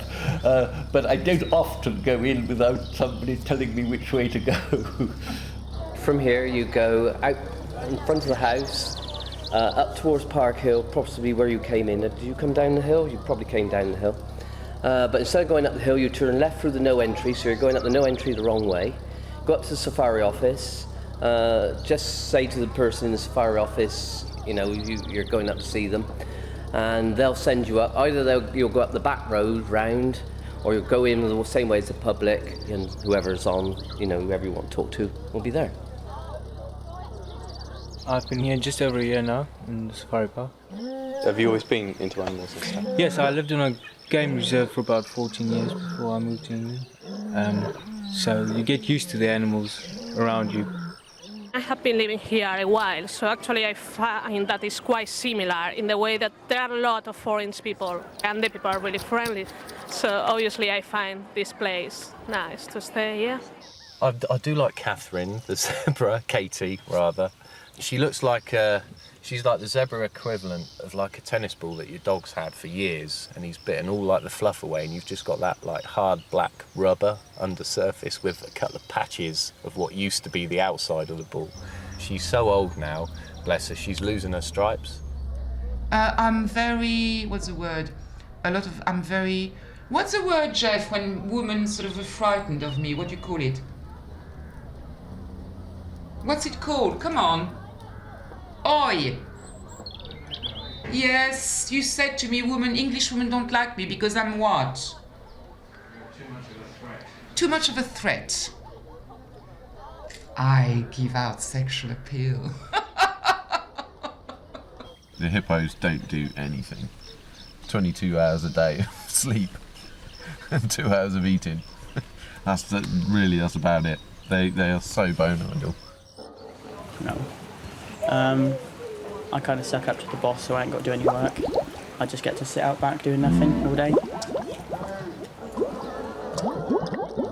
Oh, my daily routine, right? I get up at about 7 o'clock and I'm usually in work by about 8, and that's quite good because it's quite quiet between 8 and 9. And then I run around for about 12 hours and then come home again. You'll end up having a laugh all day because of the fact if you didn't, you'd end up crying. But yeah, it's cold, muddy in the winter, but of the summer, obviously, you know, your muscles are big. You feel a bit sure of yourself, like the old sun comes out, everyone's a poser, and yeah, you know, it's have a laugh, and then home, sleep, and that's it. That's it really, it's just, yeah, good. Do you get lots of problems with the monkeys putting cars to pieces? It depends on what mood the monkeys are in. I mean, if it's really hot weather, then you favour if you see any monkeys doing much damage. Or the windscreen wipers off and things like that.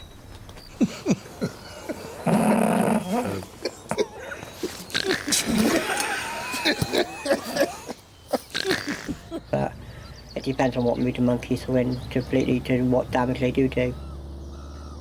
The Volkswagen was the make that came to pieces the easiest. And the old Triumph Acclaim, if you had one of those, when it went out, there wasn't a lot left on it afterwards. I think sort of the great apes are capable of thinking it up to a point, but they can't follow a chain of thought very far.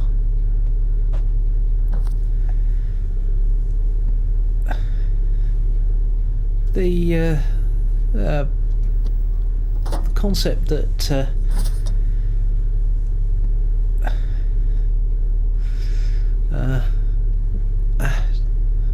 male monkeys like red-coloured cars because female bottoms are red when they're in season. They sort of shine a bit more. Blanky check pen, here we go. What's the matter? Sophie's eating a mouse.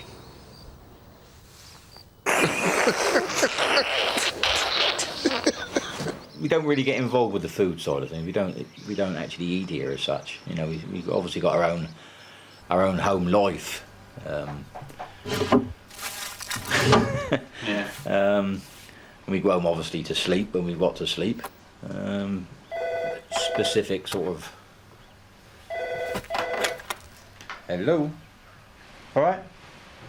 Have a cup of tea. That's right. Yeah. Come to the back door. Somebody will meet you there. Okay.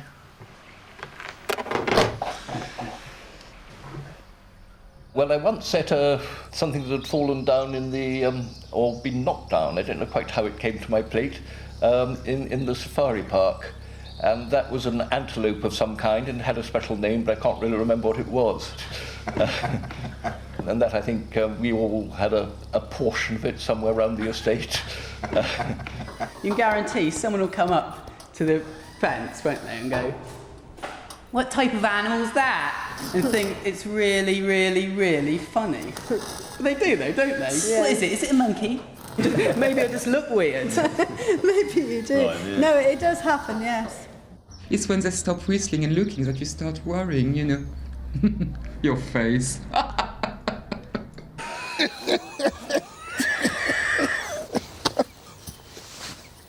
We should have started this early, you know. It's quite funny. Yeah. Come on, Brian.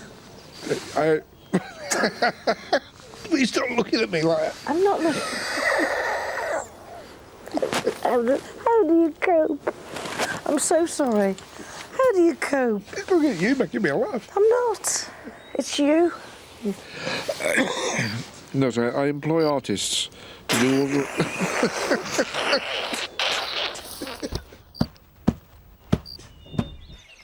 I'm hoping to get a working permit to stay working in the safari park, but unfortunately I don't know yet, so it's going to take about another 6 months for me to find out. Oh no, I'll definitely stay here. It's just easy work.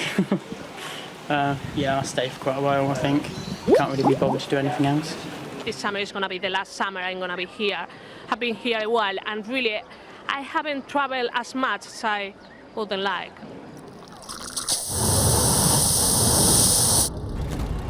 Usually got a chuck whizzing bicycle jumping that.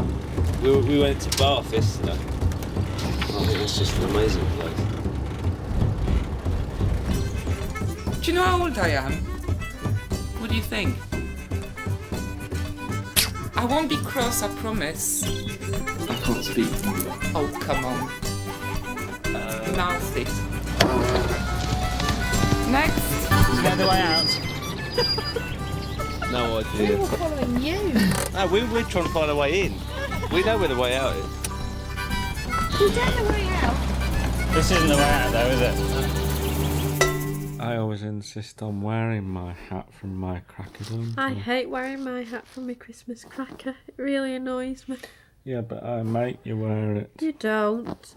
But I want you to wear it this year, please. I'm not wearing it. Well, Just annoys me. It gets me hot, flustered, and as I'm eating, I can hear a rustle in my ears. Russell?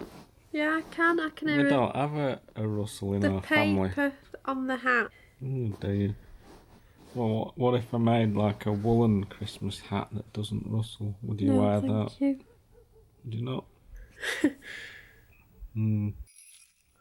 There are things about Christmas, about midnight mass on Christmas Eve that I find unbearably emotional. There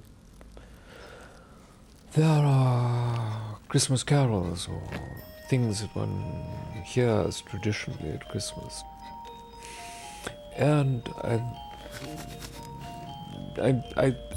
tend not to hear these anymore. Try to avoid hearing them because I find them painful. I'm too easily touched. 9 to 12 years ago. 12 birds are calling. How does the first line go? The first year Christmas, my true love said to me, and a partridge in a pear tree. No, I can't remember that song. On the 12th day of Christmas. Oh no, on the first. That's a good start, isn't it? Straight into the end. Oh, hang on, no, it just started with 12. Count down there. The first day of Christmas, my true love sent to me a partridge in a pear tree. A partridge in a pear tree, what do you think that's symbolic of? Oh, I don't know, do I? What, partridge, it's in a pear tree. No idea. I mean, look at the state of it. 5 gold rings. No, just a minute. Ladies dancing, Lord No. sleeping. No. A You're partridge in a pear tree. I've no idea. You're leaping ahead. I don't know. A partridge in a pear tree makes me think about good target practice as you're trying to knock the partridge out of the pear tree. That's what it conjures. Why would somebody want a partridge in a pear tree? A partridge in a pear tree, that's where partridge live, innit? In a pear tree? Do you know where How many partridge, do you know where partridge live? No. Shut up then. You Yeah, have I've to got take the one man's living word there for it. Whatever. On the day of Christmas, my true love gave to me a Oh, God. Christmas. It's good because it's a long holiday. I don't have to worry about things for a few days. Or rather, I can worry about something different, like meeting my family. Well, in my family, the habits are probably much the same as most families at Christmas, and they involve the large belly habit, followed by the large tumbler of alcoholic beverage habit, followed by the huge argument habit, followed by the early bed habit and the indigestion habit, and then the oh god, we've got to be here for another 4 days habit, and why did you buy me all this crap habit. On the second day of Christmas, my true love gave to me 2 turtle doves and a partridge in a pear tree. The doves. I don't know what that's got to do with it, man. Doves are supposed to be 2 doves who take one, and it's supposed to bring you good luck when the 2 doves come together and all that. I mean, you've seen stories on the telly about it. I mean, yeah, that's supposed to be true. If you're a dove, it's supposed to be good luck.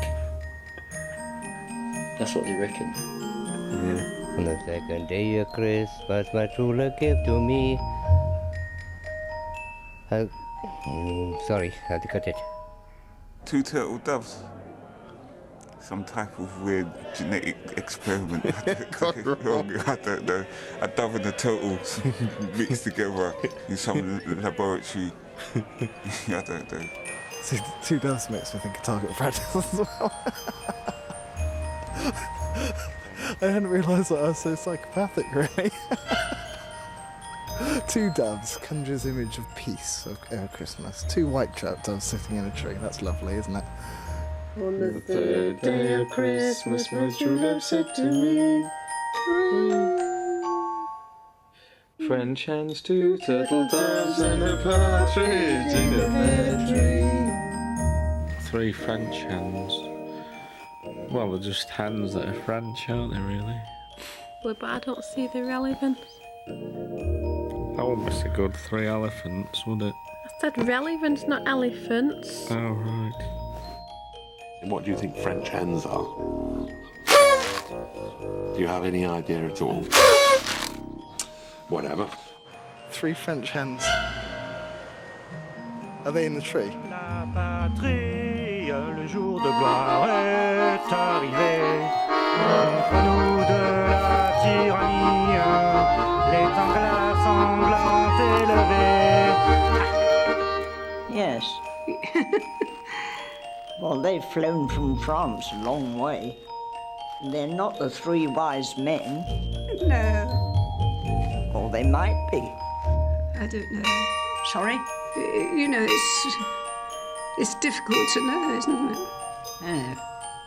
How did the 3 wise men know that the North Star was going to lead them to something special? Well, no, the North Star is there, isn't it? It's there. It's there. But go and find it. Go and follow find it. Find Where's it going to take you? The 3 kings brought gifts to the baby Jesus. Yeah, frankincense, gold, and myrrh. Yeah. Not PlayStation, iPod, and I don't know. I can't think of a 3rd one. What are the 3 kings? I don't know. On the 4th day of Christmas, my true love gave to me 4 calling birds, 3 French hens, 2 turtle doves, and a partridge in a pear tree, with lots of roast potatoes. Now, if you opened the door and there was 4 birds calling, you'd say, who sent you? Yeah, I mean... Yeah, I ain't got a clue really what that's all about, that song. And they'd say, well, your true love sent us round. We're just calling. See if you're okay. Everything's alright at Christmas. Do you need anything? I mean, we never took the time out to look at it. I mean, that's the trouble with life, isn't it? There's so much to do, and there's so much to know. Do you want anything? So, that's what that's about. 4 birds calling. And the thing is, I mean, even these people that know everything, there's so much more they don't. When you get higher up in the song, it's like going sort of, you know, so many drummers drumming and things like that. I mean, what's that all about? I mean, it could be anything, couldn't it? On the 5th day of Christmas, my true love sent to me 5 golden rings, 4 collie birds, 3 French hens, 2 turtle doves, and a partridge in the pear tree. It's also, I think Christmas is for children. My fishing?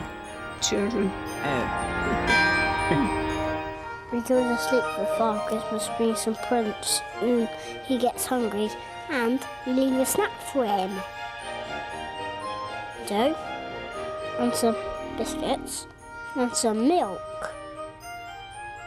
That's all. So, I'm tired. Did you not sleep very much last night? No.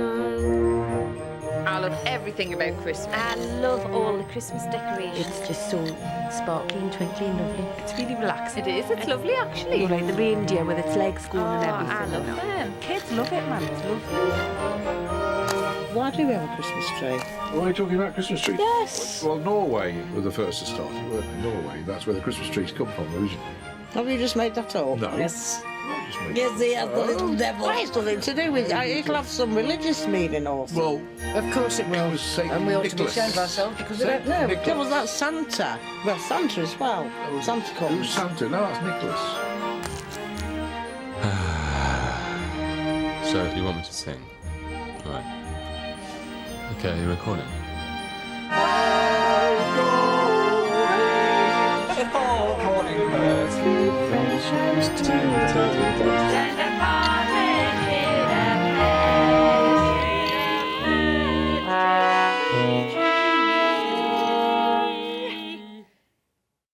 And what about the 12 Days of Christmas?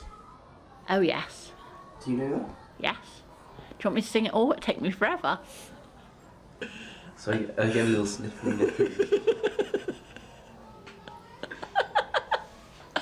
You come to interview me and you're allergic to dogs.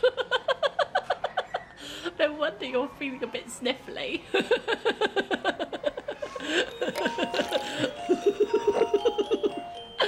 Oh dear, so funny.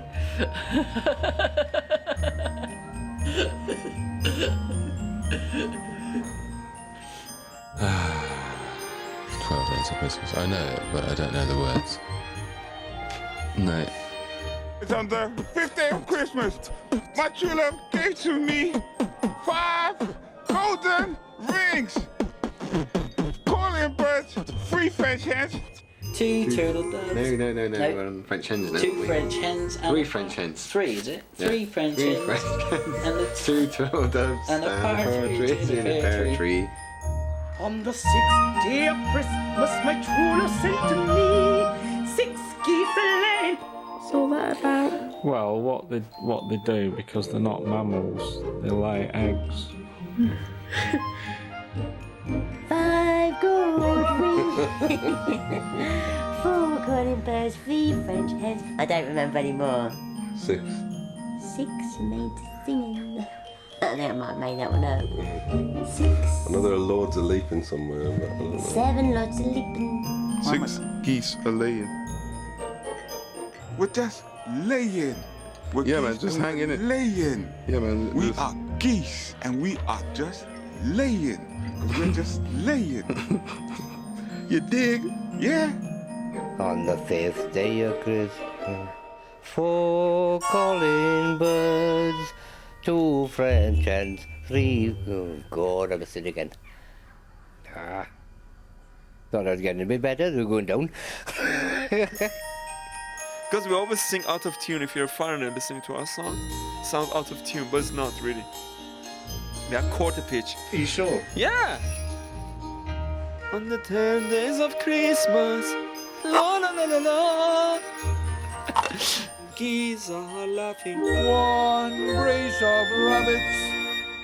4 collie birds, 3 French hens, 2 turtle doves, Partridge in a pear tree. On the 7th day of Christmas, my true love said to me, 7 swans milking. 7 swans a swimming. As swans do. Yeah, swimming, that's the thing. Unless it's ice.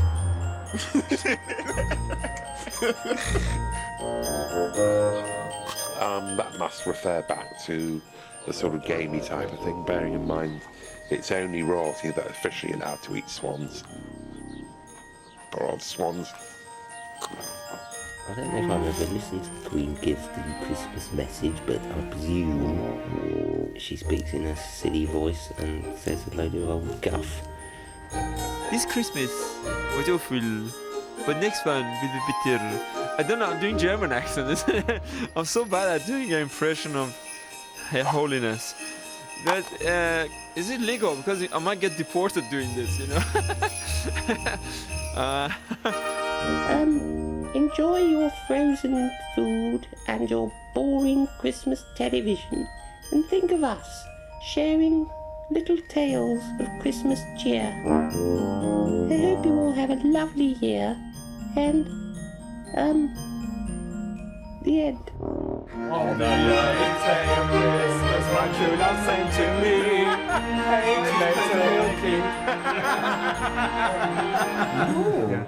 8 means large out in the meadow. buxom women in white tops and hay. Hay, lots of hay and cows. And more cows and maids and milking. Others. Ah, get my gun. Nurse, where's my tablet? The 8 maids or the 6 maids milking, I think that's milking cows, like to feed. Well, it's got to be, innit? What else Yeah. milk? Goats, I suppose. Baby. Milking their babies. Yeah, but you wouldn't be milking the baby, would you? No, but milking themselves. Milking mummy. It's a long song.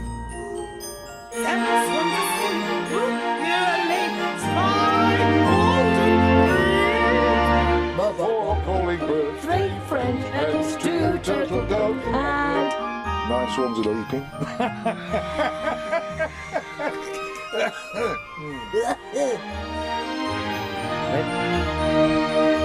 On the 9th day of Christmas, my true love gave to me 9 ladies dancing, 2 geese are laying 5 gold rings on a partridge in a pear tree. On the 10th day of Christmas, my true love sent to me 10 lords are leaping, 9 ladies dancing, 8 maids are milking, 7 swans are swimming, 6 geese are laying 5 gold rings, 4 calling birds, 3 French hens, 2 turtle doves, And a partridge in a pear tree. On the 11th day of Christmas, my true love sent to me 11 pipers piping. That would annoy me, wouldn't it?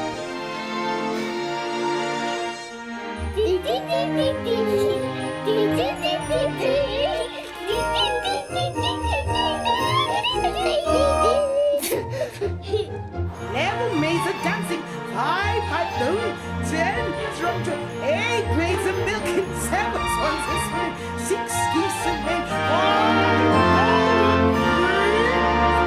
4 collie birds, 3 French hens, 2 turtle doves, and a partridge in a pear tree. I don't know the words because that was one of the posh songs when I was a kid. Geordies didn't sing them sort of songs. It's a nice song, and it always takes you right into Christmas, doesn't it, really? Do you like it? Or... yeah. Maybe there is something magic about it that I'll rediscover when I get older, or slightly different. I always complain about Christmas, but I guess maybe I like it a bit. And a partridge in a pear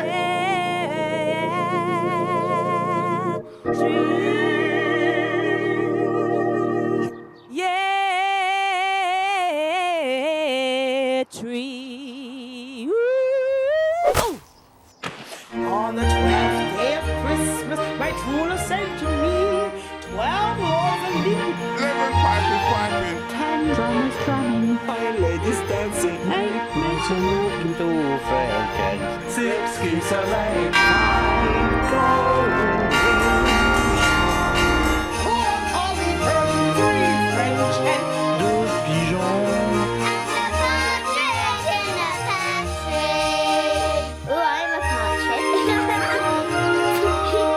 We know it now, but we can't sing it.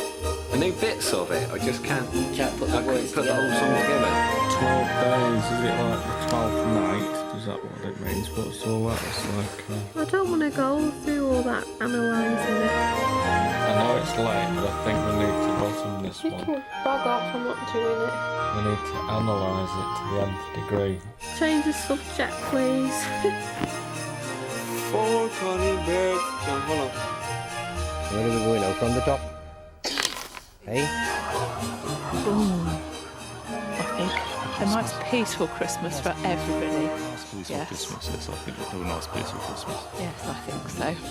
My Christmas message to the world is love your family, love your friends, love your animals, and love life to the full, because life is so exciting and so enjoyable, and the more you put into it, the more you get out of it. Life's just so fantastic. My Christmas message would be stop shopping. My Christmas message to the world is speak to each other, talk, communicate. It's good to talk. It's great to have a conversation. If you talk more, I think there won't be so many problems. And let's share the wealth. We all live on the same planet. We're all the same people. Love each other. Bling!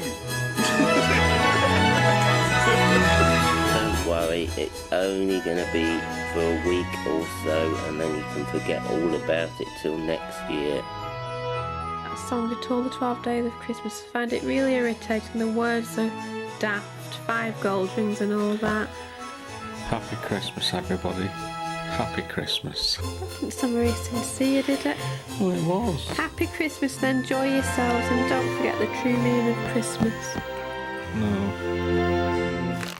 Just thinking about partridges. Well, stop thinking about partridges. Is it in danger as a species? Can you be quiet now, please? Is it edible?